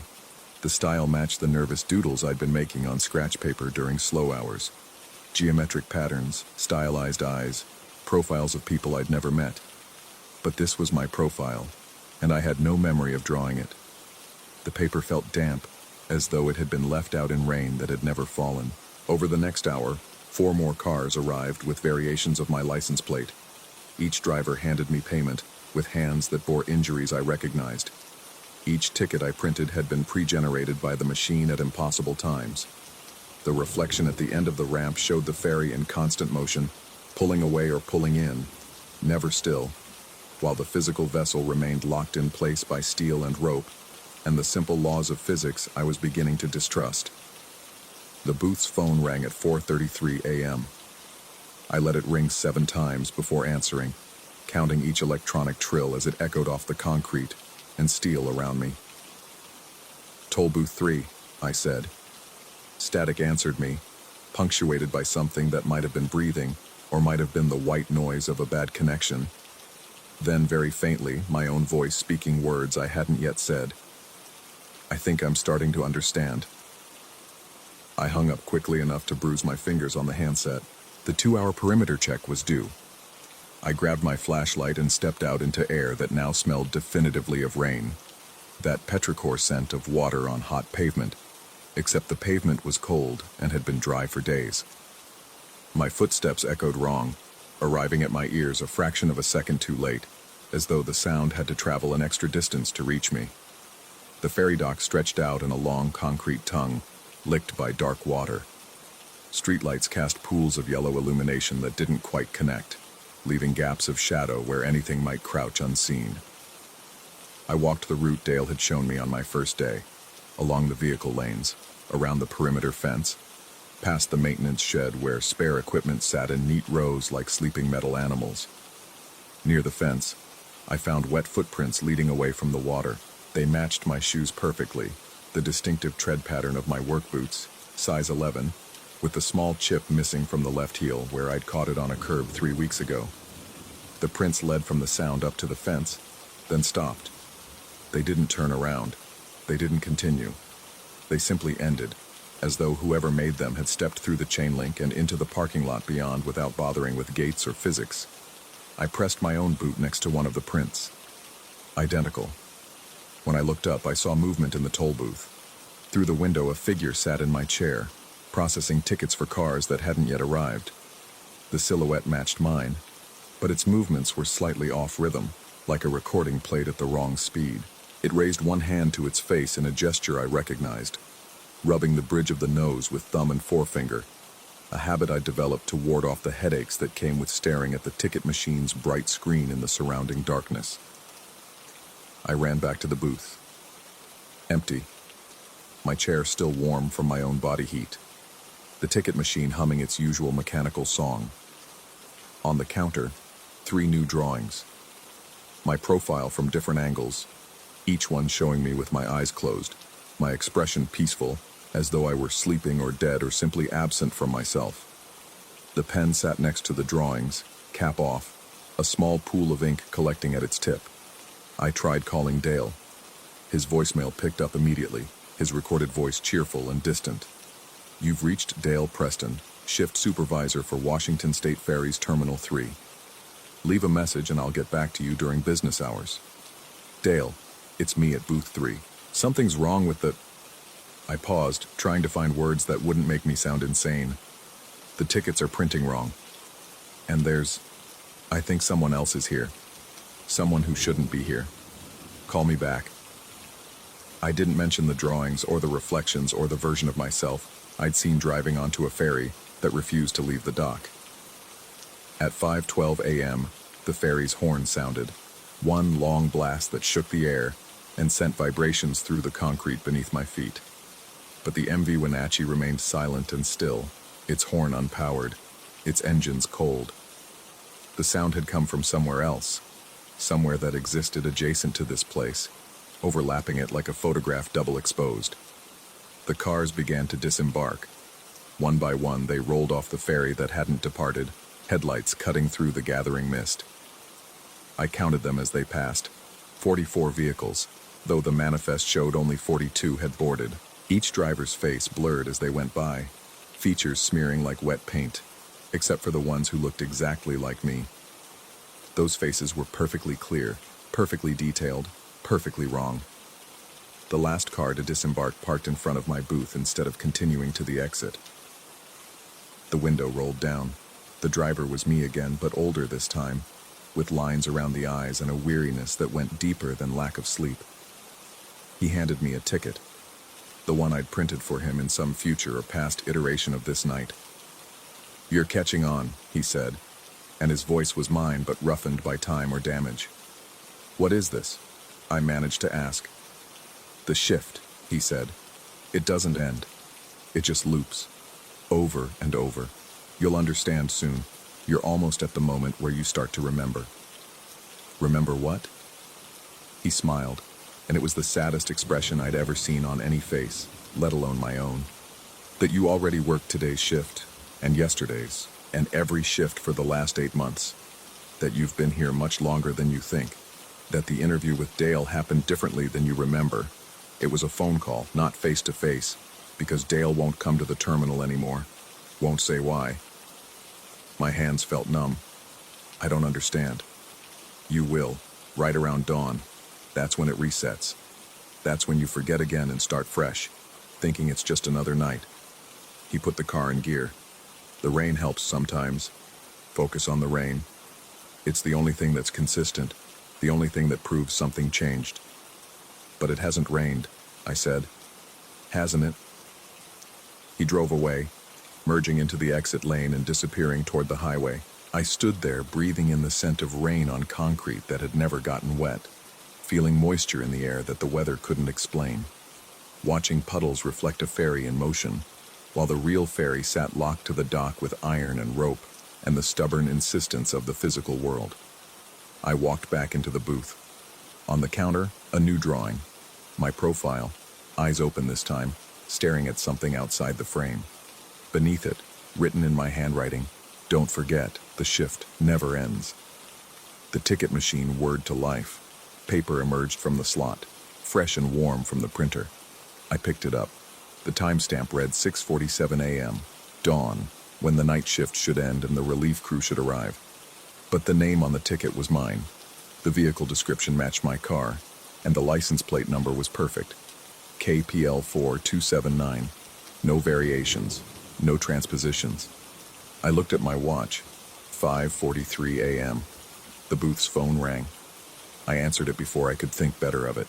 "Toll booth 3, I said, my voice steady despite everything. "Hey, it's Dale." His voice sounded cautious, careful. "Got your message. You doing okay out there?" "I'm not sure. How long have I been working here?" A pause. The silence stretched long enough that I could hear his breathing on the other end of the line.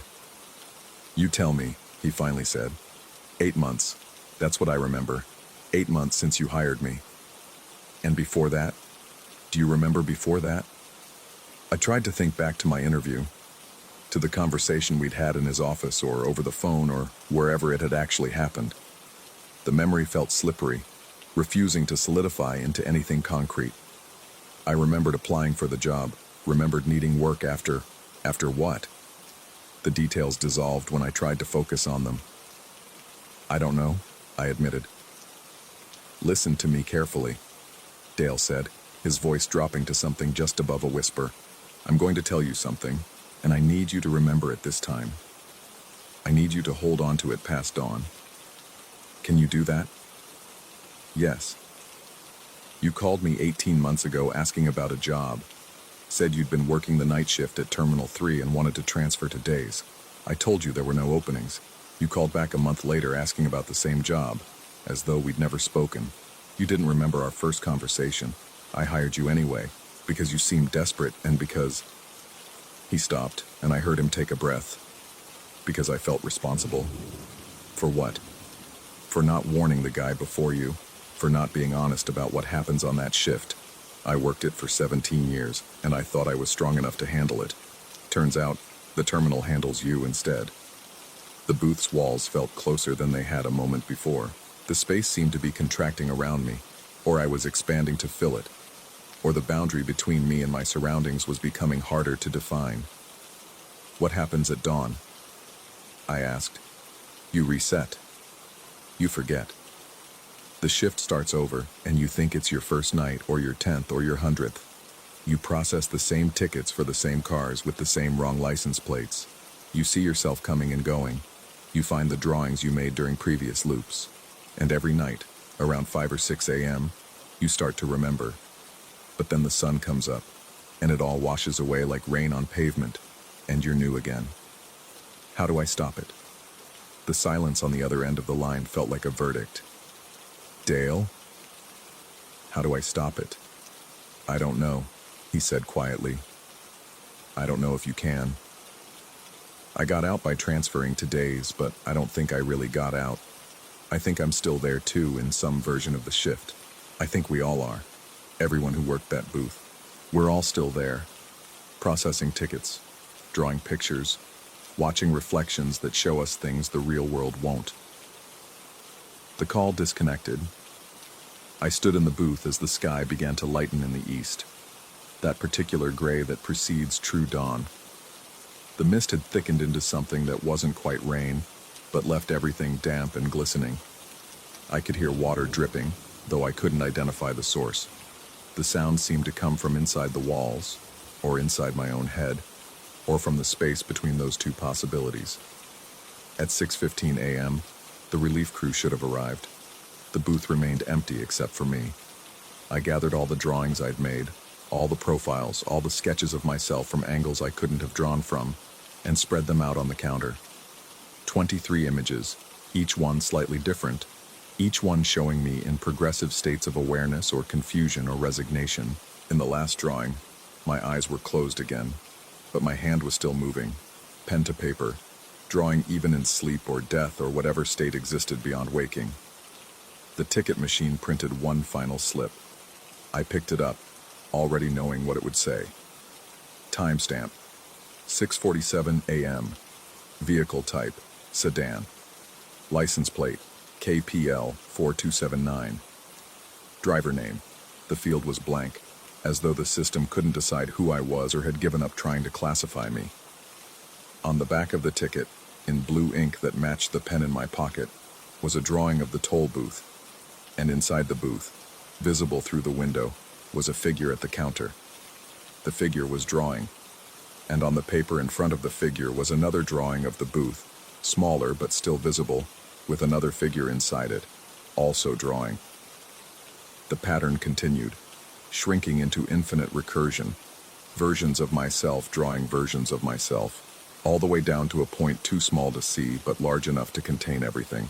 I looked up. Through the booth's window I could see the ferry. The MV Wenatchee was pulling away from the dock, its engines thrumming, its wake spreading white across the dark water. I could see cars on its deck, drivers behind their windshields, all of them heading somewhere that wasn't here. When I looked at the dock itself, the ferry was still secured in place, exactly where it had been all night. The reflection at the end of the ramp showed me standing in the booth, looking out at myself, mirrors facing mirrors, creating corridors of diminishing figures that stretched back through time, or forward, through it or sideways through some dimension that had no name. The sun broke the horizon. Light spilled across the water, across the concrete, across the booth where I stood holding a pen I didn't remember taking out, and a piece of paper that was somehow already half covered in drawings I didn't remember making. My profile, repeated over and over, each iteration showing me with slightly different expressions: confusion, understanding, fear, acceptance, and finally something that might have been peace or might have been surrender.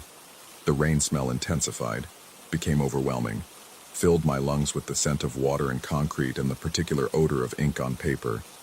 I looked down at the floor. It was wet, though I couldn't remember it raining. I looked at my hands. They were wet too, blue ink staining my fingers, the pen leaking through my pocket. My watch showed 6:47 a.m. The ticket machine began to hum, warming up for the day's first print job. I didn't remember sitting down, but I was in my chair now, hand resting on the counter, waiting for the first car to arrive. Outside the booth's window, the parking lot was empty. The ferry sat quiet at the dock, exactly where ferries were supposed to sit when they weren't moving. The water was calm. The sky was clear. Everything was normal. I found a piece of scratch paper and picked up my pen. Without thinking about it, my hand began to move, drawing a profile. Clean lines, confident strokes, a face that looked familiar in ways I couldn't quite explain. The drawing took shape quickly, almost without my conscious participation, as though my hand knew what to create before my mind could catch up. When I finished, I looked at what I'd drawn and felt a distant sense of recognition, like remembering a dream from years ago or seeing my reflection in water disturbed by wind. The paper smelled like rain. A car was pulling into the toll lane, headlights cutting through the morning mist. I set the drawing aside and prepared to greet them, to process their ticket, to send them onto the ferry that would take them across the Sound to whatever waited on the other side. Behind me, the booth phone rang. I let it ring while I helped the driver, printed their ticket, wished them a safe crossing. The phone kept ringing. 7 times. 8, 9. When I finally picked it up, there was only static and the distant sound of waves against concrete and something that might have been my own voice saying words I couldn't quite make out, as though I were calling from very far away or very close, or from somewhere that was both at once. "Toll booth 3, I said into the silence. The line went dead. I hung up and turned back to the counter where I'd left my drawing. Next to it, there were 2 more sketches. My profile from different angles, rendered in the same blue ink, with the same confident lines, showing me with my eyes closed as though I were sleeping. I didn't remember drawing them, but the pen in my pocket felt warm, recently used, and my fingers bore the slight indent that came from holding it too long in the same position. Outside, the ferry horn sounded, one long blast announcing departure. I watched through the booth window as the MV Wenatchee pulled away from the dock, its engines churning the water white, carrying its load of vehicles and passengers toward the opposite shore. The wake spread in clean lines across the Sound, catching the morning light. I looked back at the dock. The ferry was still there, secured by ropes, engines silent. Both things were true at the same time, and somewhere in that impossible simultaneity, I understood that the shift was just beginning, or perhaps it had never ended. The ticket machine hummed, ready to print whatever came next.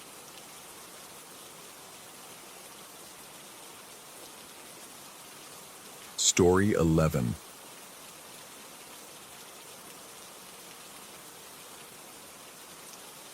The wind knows things out here that the rest of the world has forgotten. I took the caretaker job because I needed distance.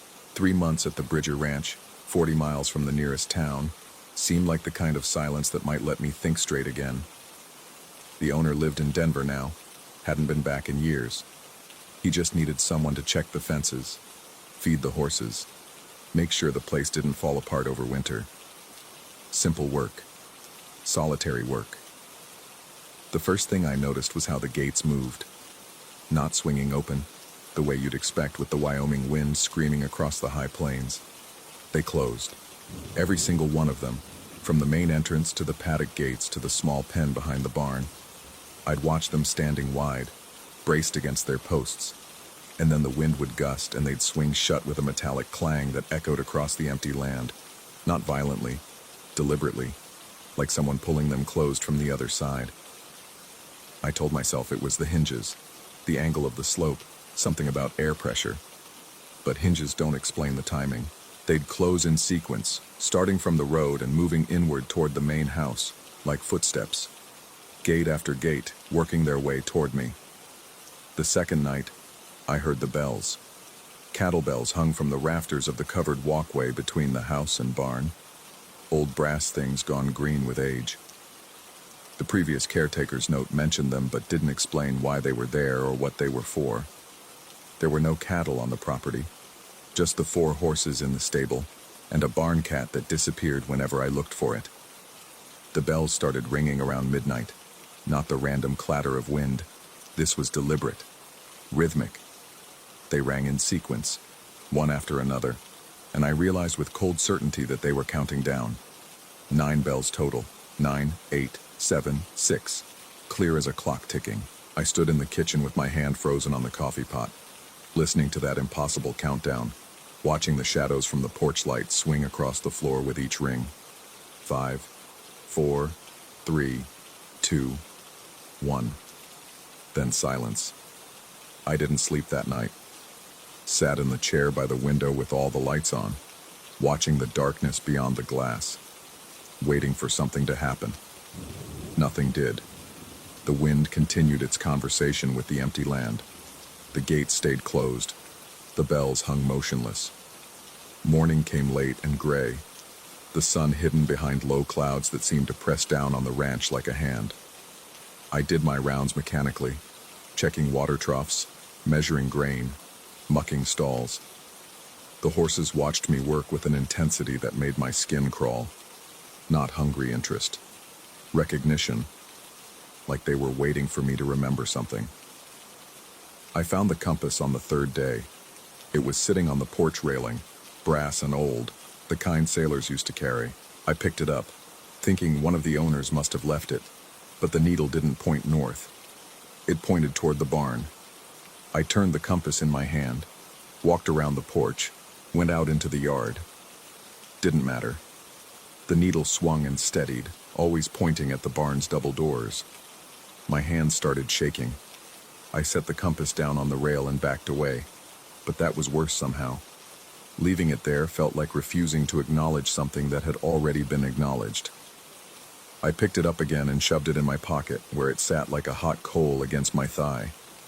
The barn had always felt wrong. Not dangerous exactly, just patient, like it was waiting for the right moment. The structure was older than the house, weathered wood and iron fixtures that had survived a century of high plains winters. It smelled of hay and leather, and something else, something older than rot. The 4 horses occupied the eastern stalls. The western side held equipment, saddles, coils of rope, tools whose purposes I couldn't guess.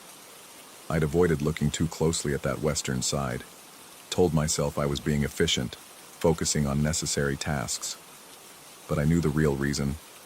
Part of me didn't want to see what was there. The compass pulled me toward it that afternoon. Not physically. I could have walked away. But the weight in my pocket felt heavier with each step I took toward the house. Lighter when I turned toward the barn. By the time I crossed the threshold into that dusty darkness, my legs were moving on autopilot. The saddle sat on the 3rd rack, exactly where it had always been. I'd seen it before, of course. Glanced at it while counting equipment, dismissed it as just another piece of old tack. But now I moved closer, close enough to see the leather grain, the careful stitching, the silver conchos dull with age.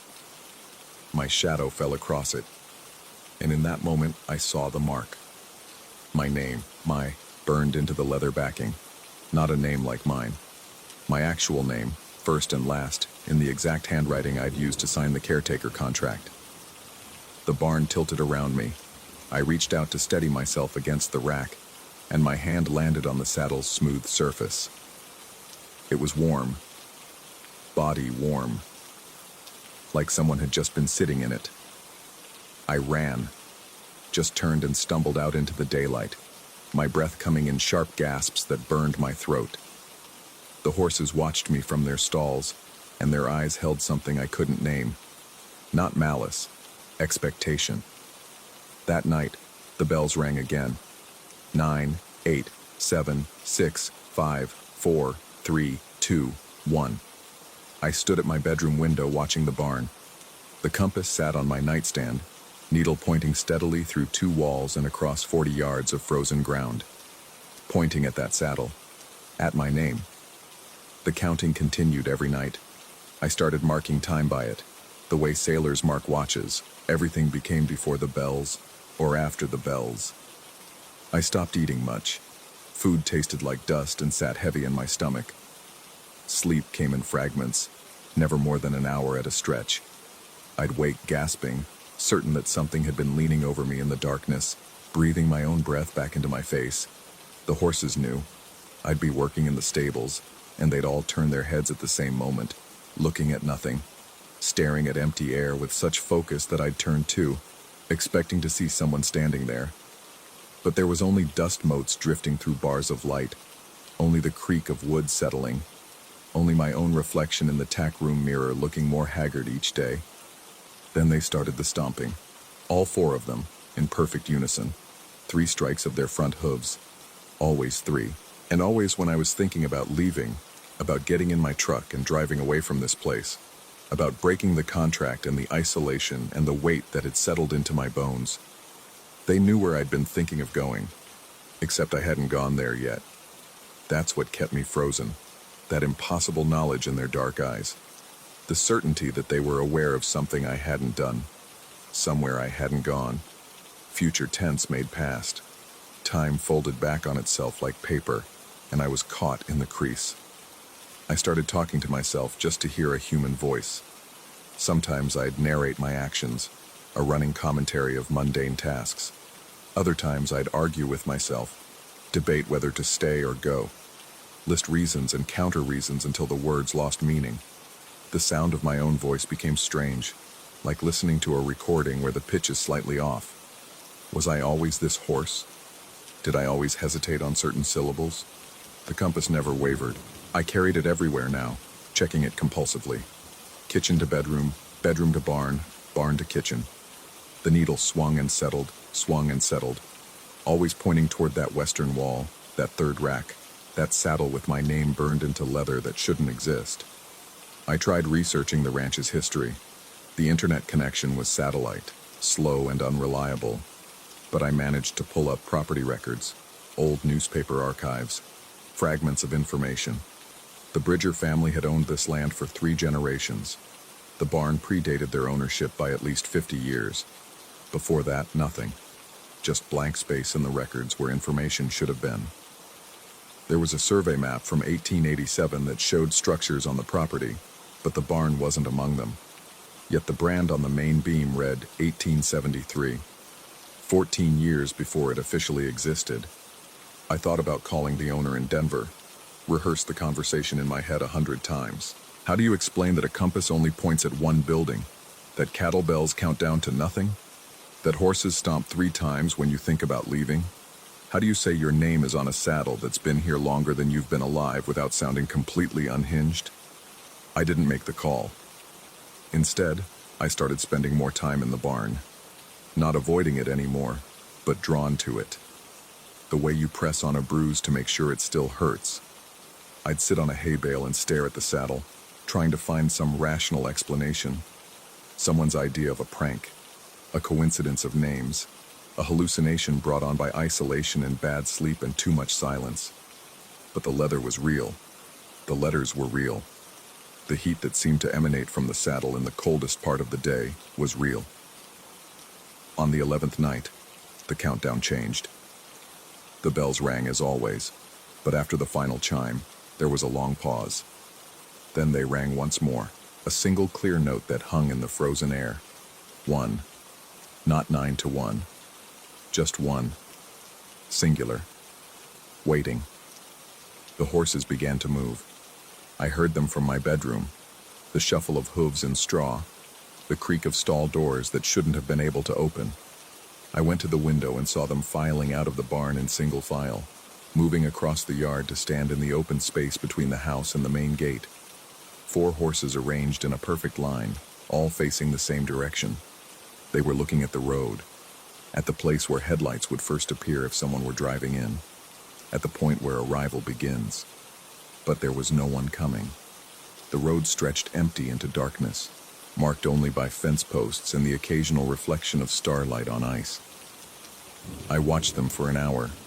They never moved, never shifted weight or flicked an ear or showed any sign of the restlessness that should have driven them back to shelter. They just stood and watched and waited. When I finally went downstairs, intending to herd them back to the barn, they turned as one to look at me. The moonlight caught their eyes and turned them silver. For a moment, I saw myself reflected there, but wrong.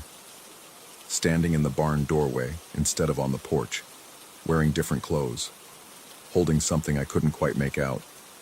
Then one of them stomped. 3 times. And I knew. They weren't waiting for someone to arrive. They were waiting for me to arrive. To become the version of myself they could already see. The one who belonged to that saddle, whose name had been there all along, who had always been here even before I drove through the gate 3 weeks ago. Time wasn't moving forward. It was looping back, catching its tail, and I was the point where past and future met. The compass burned in my pocket. I pulled it out, and for the first time since I'd found it, the needle wavered, swung between the barn and the horses. The barn and the horses, unable to decide, or deciding something I couldn't understand. The brass case grew hot in my palm, almost too hot to hold, and I realized it wasn't pointing at the saddle anymore. It was pointing at me. I am the destination. I have always been the destination. The gates opened in sequence, starting from the innermost point and working outward, each one swinging wide with the same deliberate motion, the same metallic clang. 9 gates. The cattle bells began to ring. Not counting down this time. Counting up. 1, 2, 3, 4, 5, 6, 7, 8, 9. The horses turned as one and walked back into the barn. I followed them. What else could I do? The compass needle pointed at my chest now, quivering like an arrow shot into a target. My feet moved without conscious thought, carrying me across the frozen ground, through the double doors, into the dusty darkness where leather and hay and old metal waited. The saddle was exactly as I'd left it. My name stared back at me from the worn surface. But now I could see other marks too, scratched into the leather around the letters. Dates. Dozens of them, carved in tiny script. They stretched back decades, centuries maybe. Different handwriting, different tools, but all the same date, repeated over and over. Tomorrow's date. I reached out and touched the leather, and memory flooded through me like ice water. Not my memories. Or maybe they were mine, just from a time I haven't lived yet. Standing in this exact spot, feeling the weight of the saddle on my hands, knowing I have to put it on, knowing what happens when I do. The horses watched from their stalls. The bells hung silent overhead. The compass needle spun in slow circles, unable to find north, unable to find anything except the void I'd been walking toward since I signed that contract, since I drove through that gate, since I saw the job posting and felt that strange pull toward Wyoming and wide spaces and wind that knows things. I lift the saddle from its rack. It fits my hands perfectly, worn to the exact shape of my grip.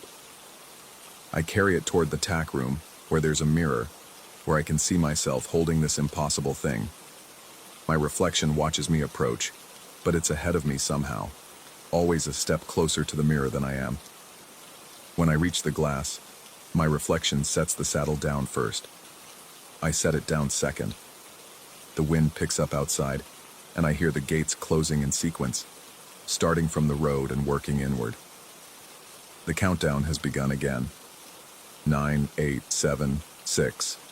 I have time. Not much, but some. Enough to make a choice. Except the horses are stomping. 3 times, all 4 of them. 3, 3, 3. They know where I've been. They know where I'm going. They know that past and future are the same thing when you're standing at the center of a loop that never ends. The bells reach 1. I look at my reflection. It looks back at me. Neither of us moves. The compass lies on the ground between us, needle spinning faster now, becoming a blur of silver that catches the last light of day, or the first light of tomorrow. I can't tell anymore which direction time is moving. Outside, I hear an engine, tires on gravel, someone pulling up to the gate, getting out, walking toward the house, footsteps that match the rhythm of closing gates, the countdown of bells, the stomping of knowing horses. I recognize the sound of those footsteps. They're mine. The person walking toward this barn is me. The me who signed the contract, who drove through the gate, who found the compass and saw my name on the saddle. The me who is still arriving, who has always been arriving, who will arrive again tomorrow and the day after and the day after that. Because this is the waiting place, and what we're waiting for is ourselves. My reflection steps back from the mirror. I step forward. We pass through the glass without breaking it, and for one moment I feel the cold burn of transition, of becoming and unbecoming at once. Then I'm standing in the barn, exactly where I've always been standing, watching someone who looks like me walk toward the house for the first time. The gates close behind him in sequence. The bells begin their countdown. The horses turn to watch. I lift the saddle and carry it to the third rack. Tomorrow, I'll find it there. Tomorrow, I'll see my name and feel this same cold knowledge settling into my bones. Tomorrow, I'll understand too late that I never left, never could leave, never wanted anything except this moment of recognition when past and future collapse into the eternal now of wind and brass and leather, worn smooth by hands that have always been mine. The compass needle finally stops spinning. It points at the gate, at the place where arrival begins and never ends. I wait for tomorrow, for myself, for the moment when I'll drive through that gate for the first time again, and again, and again. The wind knows things out here that the rest of the world has forgotten. I'm starting to remember them too.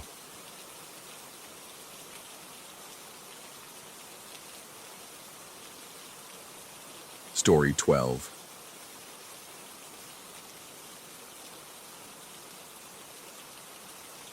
The vending machine ate my dollar again. I stood in the fluorescent glare of the Arizona rest stop break room, listening to the mechanical whir as the bill disappeared into the slot. 3 seconds later, the change dispenser coughed up 4 quarters. I caught them in my palm, already knowing what I'd find. My initials, scratched into the surface of each coin with something sharp. JM. The same marks I'd seen on yesterday's change, and the day before that, going back 2 weeks now. I held 1 quarter up to the flickering light. The scratches weren't random. They were deliberate, precise. The kind of marks you'd make if you were sitting somewhere with time to kill and a knife in your pocket. The kind of marks I used to make on everything I owned back in high school, before I learned that marking territory only matters if you plan to stay. The break room clock read 2:47 a.m., 5 hours left on my shift. 5 hours until dawn broke over the interstate, and the first travelers pulled in for coffee and bathroom breaks, bringing with them the comfortable anonymity of constant motion. Out here on the night shift, the I-17 rest stop became something else entirely, a pocket of stillness where the highway's endless flow seemed to eddy and pool. I dropped the quarters into my jacket pocket where they clinked against the others. 73 cents now, all marked. I'd stopped using them in the vending machines after the first week. Something about feeding my own initials back into the machine felt wrong, like completing a circuit I didn't understand. The break room door stuck as always, swollen from decades of desert heat. I shouldered it open and stepped back into the main corridor, where the overhead lights cast everything in that particular shade of institutional yellow that makes healthy skin look jaundiced. My footsteps echoed on the tile floor, the sound swallowed quickly by the white noise of ventilation systems and the distant hum of the highway beyond the walls. The bulletin board caught my eye as I passed. I'd walked by it twice already tonight, but something made me stop this time. The usual clutter of notices covered its surface. A faded flyer for a church potluck from 3 months ago, a reminder about proper sanitation procedures, a schedule for maintenance that never seemed to match when anyone actually showed up to work. But pinned in the center, partially hidden beneath a notice about changes to the interstate exit numbering system, was a road map. Not the official Arizona Department of Transportation maps we kept in the information rack. This was older, the paper yellowed and soft at the creases. Someone had drawn on it with a yellow highlighter, tracing a route that wound north from Phoenix, following the I-17 through Black Canyon City, past Sunset Point, all the way up to this exit. Mile marker 252. The line ended in a bright fluorescent circle right where I was standing. I pulled the map free from its pushpin. The paper felt waxy, slightly damp. The highlighted route didn't continue beyond this point. No return path, no indication of where the journey was meant to go after arriving here. Just that terminal circle, like a target or a drain. In the bottom corner, someone had written in pencil, "Started, April 7th. Back soon." I checked the date on my phone. April 7th was 3 weeks ago. The paper trembled slightly in my hands, though the air in the corridor was perfectly still. I pinned the map back to the board, making sure to cover it again with the exit number notice. Better if I didn't see it every time I walked past. My rounds took me through the building's perimeter, checking that all the exterior doors were locked, making sure no one had decided to bed down in the family restroom, confirming that the vending machines were all operational and that no one had vandalized the tourist information displays. The work was mind-numbing by design, repetitive enough to make the hours pass without requiring actual thought. But tonight, my mind wouldn't settle into its usual static hum. I found myself pausing at the men's restroom, my hand on the door. I wasn't planning to go in. I'd cleaned it an hour ago and wouldn't need to check it again until after 4, but I stood there anyway, feeling the cool metal of the door handle against my palm. My reflection fragmented in the small window of reinforced glass. The thought came unbidden. Maybe I should just leave. Inside the restroom, I heard the sound of water running. I pushed through the door. The motion sensor lights flickered on, revealing 3 sinks, 2 stalls, and the faint smell of industrial cleaning solution. The middle sink was running, a steady stream of water splashing into the white porcelain basin. I walked over and twisted the handle, feeling the resistance of the automatic shut-off mechanism I'd triggered. 12 seconds. That's how long the water ran before cutting off. I stood at the sink, watching my reflection in the mirror. The fluorescent lights made the shadows under my eyes look like bruises. When had I last slept properly? The night shift had scrambled my circadian rhythm into something unrecognizable. Not day, not night, but some third category of time that existed only in this building. The water cut off. Silence rushed in to fill the space. Then, without my touching anything, the faucet on the left turned on. I stared at it. 12 seconds of water, splashing with mechanical indifference. I reached for the handle, then stopped. If I turned it off, would another turn on? Would they all start running in sequence one after another, responding to an input I couldn't see? Maybe I should just leave. The thought had come again, and with it, the water stopped. Exactly 12 seconds. I backed out of the restroom, letting the door swing shut behind me. In the corridor, the ventilation seemed louder than before, a rhythmic whoosh that reminded me of breathing. My shift supervisor, Derek, had mentioned something during my training about the building's HVAC system being overly sensitive. It cycled on and off based on motion sensors and temperature fluctuations, creating patterns that could feel almost responsive if you paid too much attention. That's all this was. Patterns.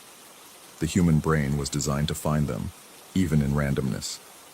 The staff corridor led past the storage room and the utility closet, both locked, keys hanging from my belt with a dozen others I never used.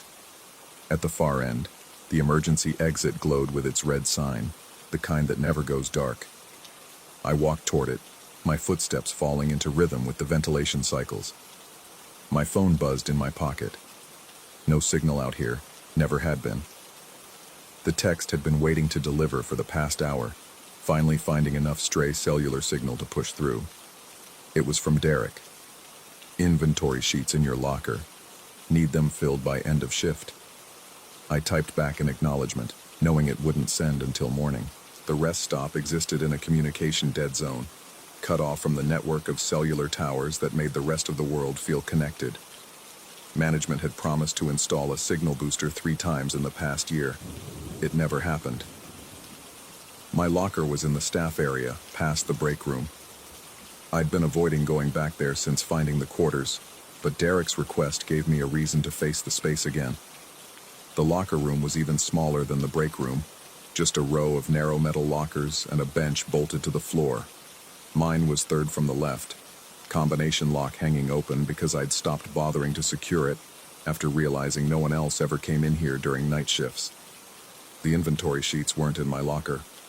What was in my locker was a folded piece of paper I'd never seen before, resting on top of my spare jacket.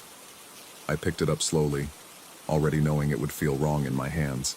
The paper was the same texture as the map on the bulletin board, that same waxy, slightly damp quality. I unfolded it. 5 words in handwriting I recognized immediately as my own. "You forgot the return trip." My fingers went numb. The paper drifted to the floor. I hadn't written that. I would remember writing something like that. But the handwriting was unmistakable. The way I formed my Ys with a tail that curled left. The specific angle of my Rs. I'd filled out hundreds of forms since taking this job, left notes for the day shift, scribbled observations in the maintenance log. This was exactly how my writing looked. I bent to pick up the note, my knees cracking in the silence. The paper felt warm now, as if it had been held in someone's hand for a long time, as if I'd been holding it. The break room door slammed shut in the next room. I was through my locker room door in seconds. The note crumpled in my fist. The break room was empty, the door closed but still trembling slightly in its frame. No windows, no other exits. Just the vending machines humming their mechanical song, and the clock on the wall that now read 3:23 a.m. Had I really been in the locker room for 36 minutes? I smoothed out the note on the break room table, trying to think rationally about this. Someone was messing with me. Had to be. Derek, maybe, or one of the maintenance crew who sometimes showed up at odd hours. This was an elaborate prank.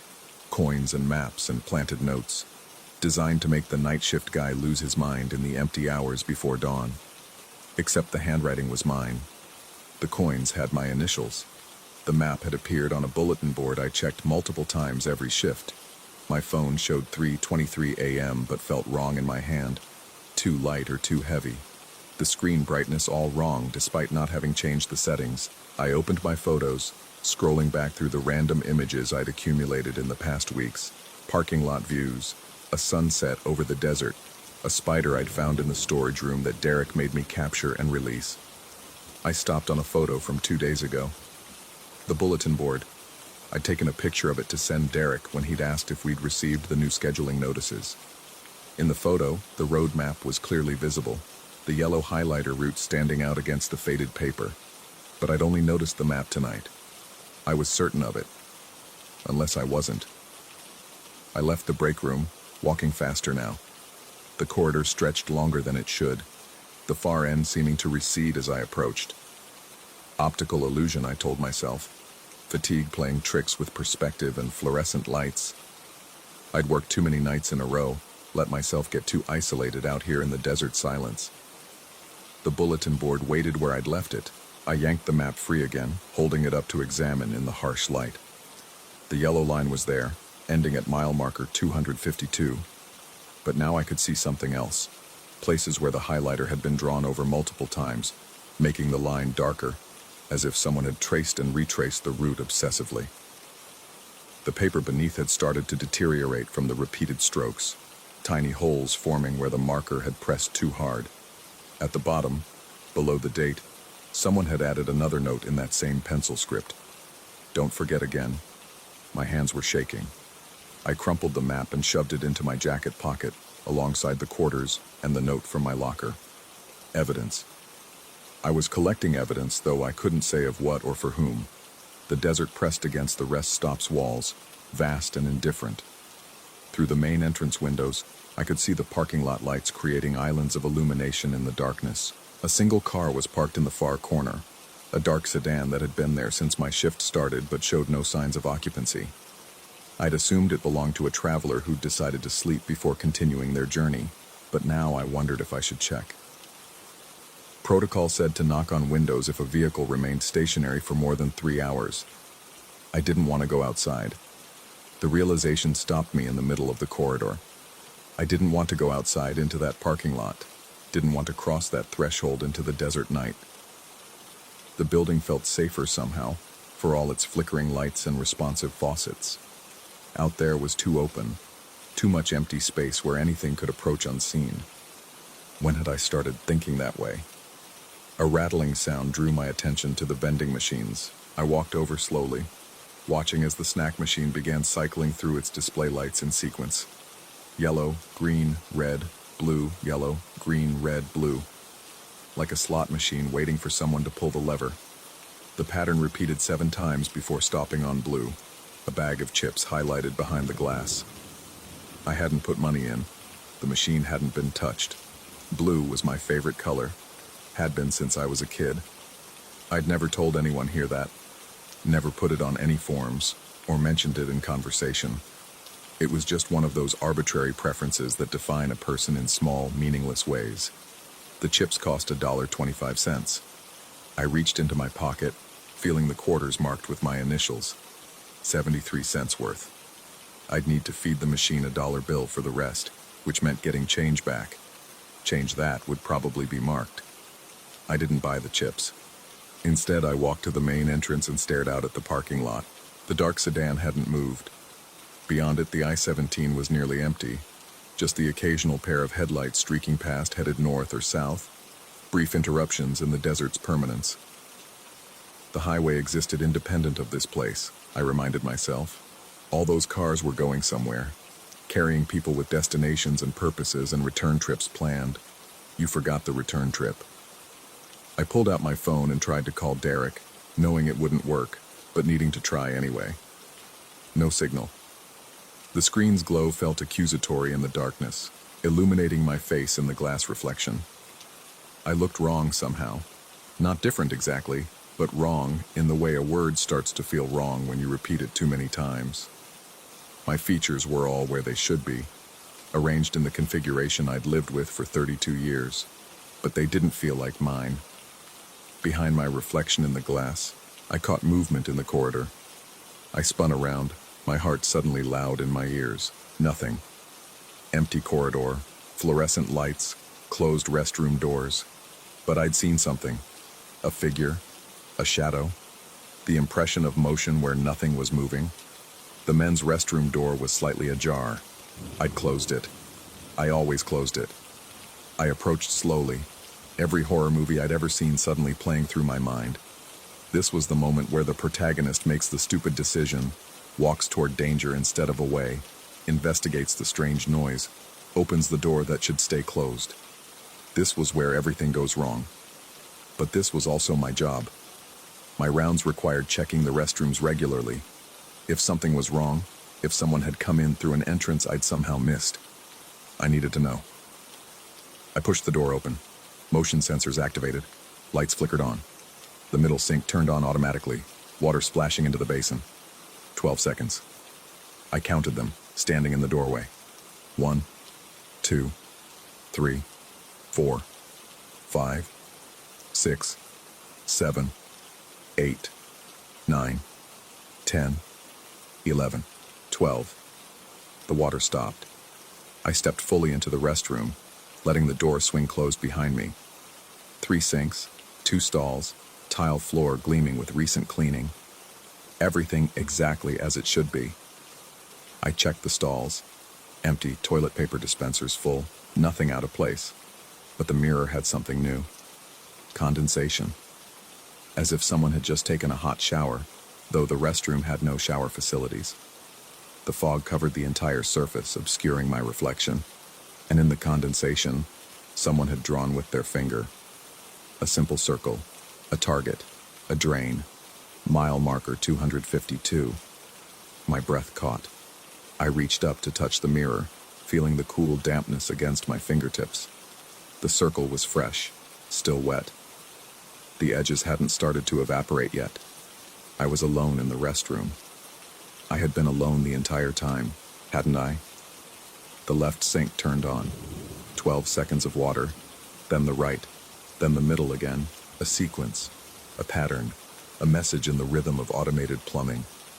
I stood frozen, watching water splash and splash and splash, counting unconsciously.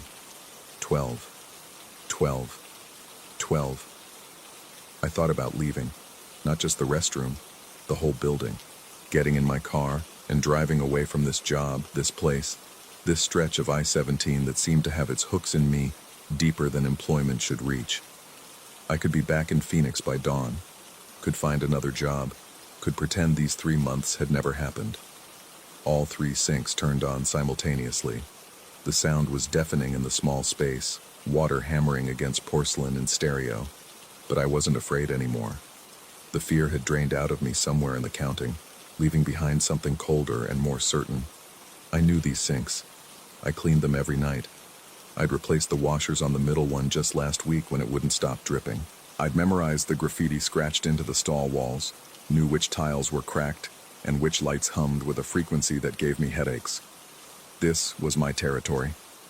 I'd marked it with my presence for 3 months of night shifts. Had walked these corridors so many times my footsteps had probably worn grooves in the tile that would outlast my employment. The sinks turned off in sequence. Left, right, middle, 12 seconds apart. I wiped the condensation from the mirror, clearing the circle away with my palm. My reflection emerged from the fog, drawn back into existence by the removal of moisture. I looked the same as always, tired, slightly stubbled, the kind of anonymous face that fits perfectly in service industry positions where being forgettable is an asset. But my eyes were different, more focused maybe, more aware of something I couldn't quite name. I left the restroom and walked back to the main corridor. The bulletin board waited. I unpinned everything. The potluck flyer, the sanitation reminder, the maintenance schedule, the exit number changes. All of it went into the trash can beside the water fountain. The road map I left pinned in the center, the yellow highlighted route clearly visible. Someone needed to see it. Maybe not me. Maybe the day shift attendant or Derek or one of the travelers who passed through looking for directions. Someone would look at that map and recognize the route, would understand the significance of the circle at mile marker 252. My locker was still open when I returned to the staff area. I pulled out my spare jacket and put it on, zipping it up against a cold I couldn't feel. The inventory sheets Derek had mentioned weren't anywhere in the small metal space. They'd never been here. He'd sent that text to give me a reason to check my locker, to find the note that I'd somehow written and folded and placed there myself. You forgot the return trip. I sat on the bench, quarters digging into my thigh through my pocket, 73 cents in marked coins. How many times had I used those machines? How many times had I received change that I'd then marked with my own initials, creating a loop I couldn't remember entering? The staff corridor lights were dimmer than usual, or maybe my eyes were adjusting to a darkness that had been present all along. I could hear the ventilation system breathing, could feel the building settling around me like a living thing finding comfort.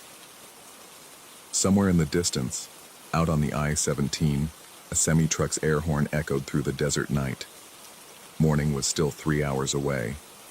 I stood up and continued my rounds, walking the perimeter I'd walked countless times before. Past the vending machines where the chip bag still glowed blue in its slot. Past the bulletin board where my highlighted route ended in its fluorescent circle. Past the restroom where the sinks waited to respond to thoughts I didn't know I was broadcasting. Everything was exactly as it should be. Everything was perfectly in order. I checked my phone. 4:47 a.m. Derek would arrive at 7 to relieve me. Would ask about the inventory sheets I couldn't find. Would wonder why I'd cleared the bulletin board. Or maybe he wouldn't wonder at all. The dark sedan was still in the parking lot when I glanced out the main entrance. Still no movement, no signs of life. Just a car that had been there since my shift started, possibly longer. I'd never checked the parking lot before my shift began, never thought to see what vehicles were already present when I arrived. What if it was mine? What if I'd driven here and forgotten, left my car in the far corner like a traveler planning to rest before continuing a journey? But my car was in the employee lot. I'd parked it there at 10 p.m., had locked it, and walked across to the rest stop entrance the way I always did. My keys were in my pocket right now, next to the marked quarters and the crumpled note. Weren't they? I pulled out my keys. They looked right. Car key, apartment key, the various locker and door keys for the rest stop. All present, All correct. But they felt too heavy in my palm, weighted with significance they shouldn't carry. The clock above the main entrance read 5:12 a.m. I'd lost time again. 25 minutes had passed while I'd been standing here, staring at a sedan in the parking lot and questioning my own keys. This was how it happened, I realized. This was how people lost themselves. Not all at once, not in a single dramatic moment, but in these small gaps. These moments of discontinuity that accumulated until the person you'd been was no longer the person you were. I'd taken this job 3 months ago because I needed work and the night shift paid better. A temporary solution while I figured out what came next. But I couldn't remember what had come before. Couldn't remember the interview with Derek or the training period or making the decision to accept the position. I remembered doing the work. 3 months of rounds and cleaning and checking locks and restocking toilet paper. But the beginning was fuzzy, like trying to recall a dream after waking. The break room door was open again. I could see the vending machines from here, their displays cycling through colors in no pattern I could identify. Yellow, green, red, blue, yellow, yellow, green, red, blue, blue. A code maybe, a message hidden in the sequence. Or just machines malfunctioning in a rest stop on a lonely stretch of interstate where the night shift attendant was slowly losing his grip on what was real. I walked back to my locker and sat down on the bench. From this angle, I could see into the break room, could watch the vending machines perform their light show, while the clock on the wall counted down to dawn. The note was still crumpled in my pocket. I smoothed it out on my knee, reading my own handwriting for the 100th time. You forgot the return trip. But to return, you first had to leave. You had to start somewhere else, to mark a beginning point that was separate from the destination. The map on the bulletin board showed a route that ended here, at mile marker 252. But where had it started? Phoenix was marked on the map, but the highlighted line didn't begin there. It simply appeared on the road already in progress, as if the journey had no true origin. The ventilation system cycled off, and in the sudden silence, I heard something else. Footsteps. In the main corridor, moving away from my location. I stood up slowly, every sense suddenly alert. Derek wasn't due for another 2 hours. No cars had pulled into the parking lot. The building had been empty except for me. Unless it hadn't been. I walked to the locker room door and peered out into the staff corridor. Empty. But the sound of footsteps continued, growing fainter, heading toward the main entrance. I followed. The corridor seemed longer than before, the distance to the main area stretching elastic and strange. My own footsteps echoed wrong, arriving at my ears a fraction of a second delayed, as if the sound had to travel through something thicker than air. The footsteps ahead stopped. I reached the main corridor and looked both ways. Nothing. No one. Just the empty rest stop in its pre-dawn stillness, lit by flickering fluorescence and the red glow of emergency exits. But the main entrance door was slightly ajar. Cold desert air leaked through the gap, carrying with it the smell of creosote and dust. I'd locked that door. I locked it every night at midnight. Part of my rounds. I approached it slowly, aware that stepping outside would break some kind of protection I'd built around myself through routine and familiarity. Out there was the parking lot with its lone sedan. Out there was the I-17, with its endless flow toward destinations I couldn't name. Out there was the desert, vast and indifferent and waiting. The door swung open wider, moved by a breeze I couldn't feel.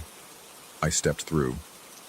The parking lot was exactly as I'd seen it through the window, pools of light surrounded by darkness, the sedan in its far corner, the I-17 visible beyond the perimeter fence. But the air was wrong. Too still, too warm for pre-dawn in the Arizona desert. The kind of air that settles in places where time moves differently. My car was in the employee lot. I turned to look, needing to confirm its presence. The employee lot was empty. I walked toward where I'd parked, my footsteps loud on the asphalt. The space where my car should have been showed no oil stains, no indication anything had ever been parked there. Just clean pavement marked with fading yellow lines. A sound behind me made me turn. The dark sedan's brake lights flared red, just for a second. Then darkness again. I walked toward it, crossing the parking lot in a diagonal that took me past the main entrance where I'd just emerged. Through the windows, I could see the rest stop interior, the bulletin board with its map, the vending machines, the corridor leading to the restrooms. And I could see myself, standing in the staff corridor, looking out toward the parking lot. I stopped walking. The figure inside didn't. It continued its rounds, passing the bulletin board, heading toward the break room, following a routine it had followed 100 times before. The sedan's engine started. I didn't hear it exactly. The sound was muffled, distant, as if coming from somewhere else entirely, but I felt it, a vibration in the air that resonated with something in my chest. I turned away from the rest stop, away from the figure still walking its rounds inside, and approached the sedan. Up close, I could see the dust coating its surface, the way the paint had faded from long exposure to desert sun. This was a car that had been parked here for much longer than one night. The driver's side door was unlocked. I opened it and looked inside. The interior was clean, almost sterile. No personal effects, no trash, no indication anyone had ever driven this vehicle anywhere. Just black upholstery and a dashboard that glowed softly in the pre-dawn darkness. And on the driver's seat, a road map. Yellow highlighter marking a route from this rest stop south toward Phoenix, a reverse of the path that had brought someone here. The return trip I'd forgotten. I picked up the map, feeling its waxy texture, its slight dampness. In the bottom corner in pencil, a date. Started July 15th. Today's date. I looked back at the rest stop. Through the windows, the figure that was me continued its rounds, unaware of the parking lot, the sedan, the map, the return route. It would walk those corridors until 7 a.m. when Derek arrived for the day shift.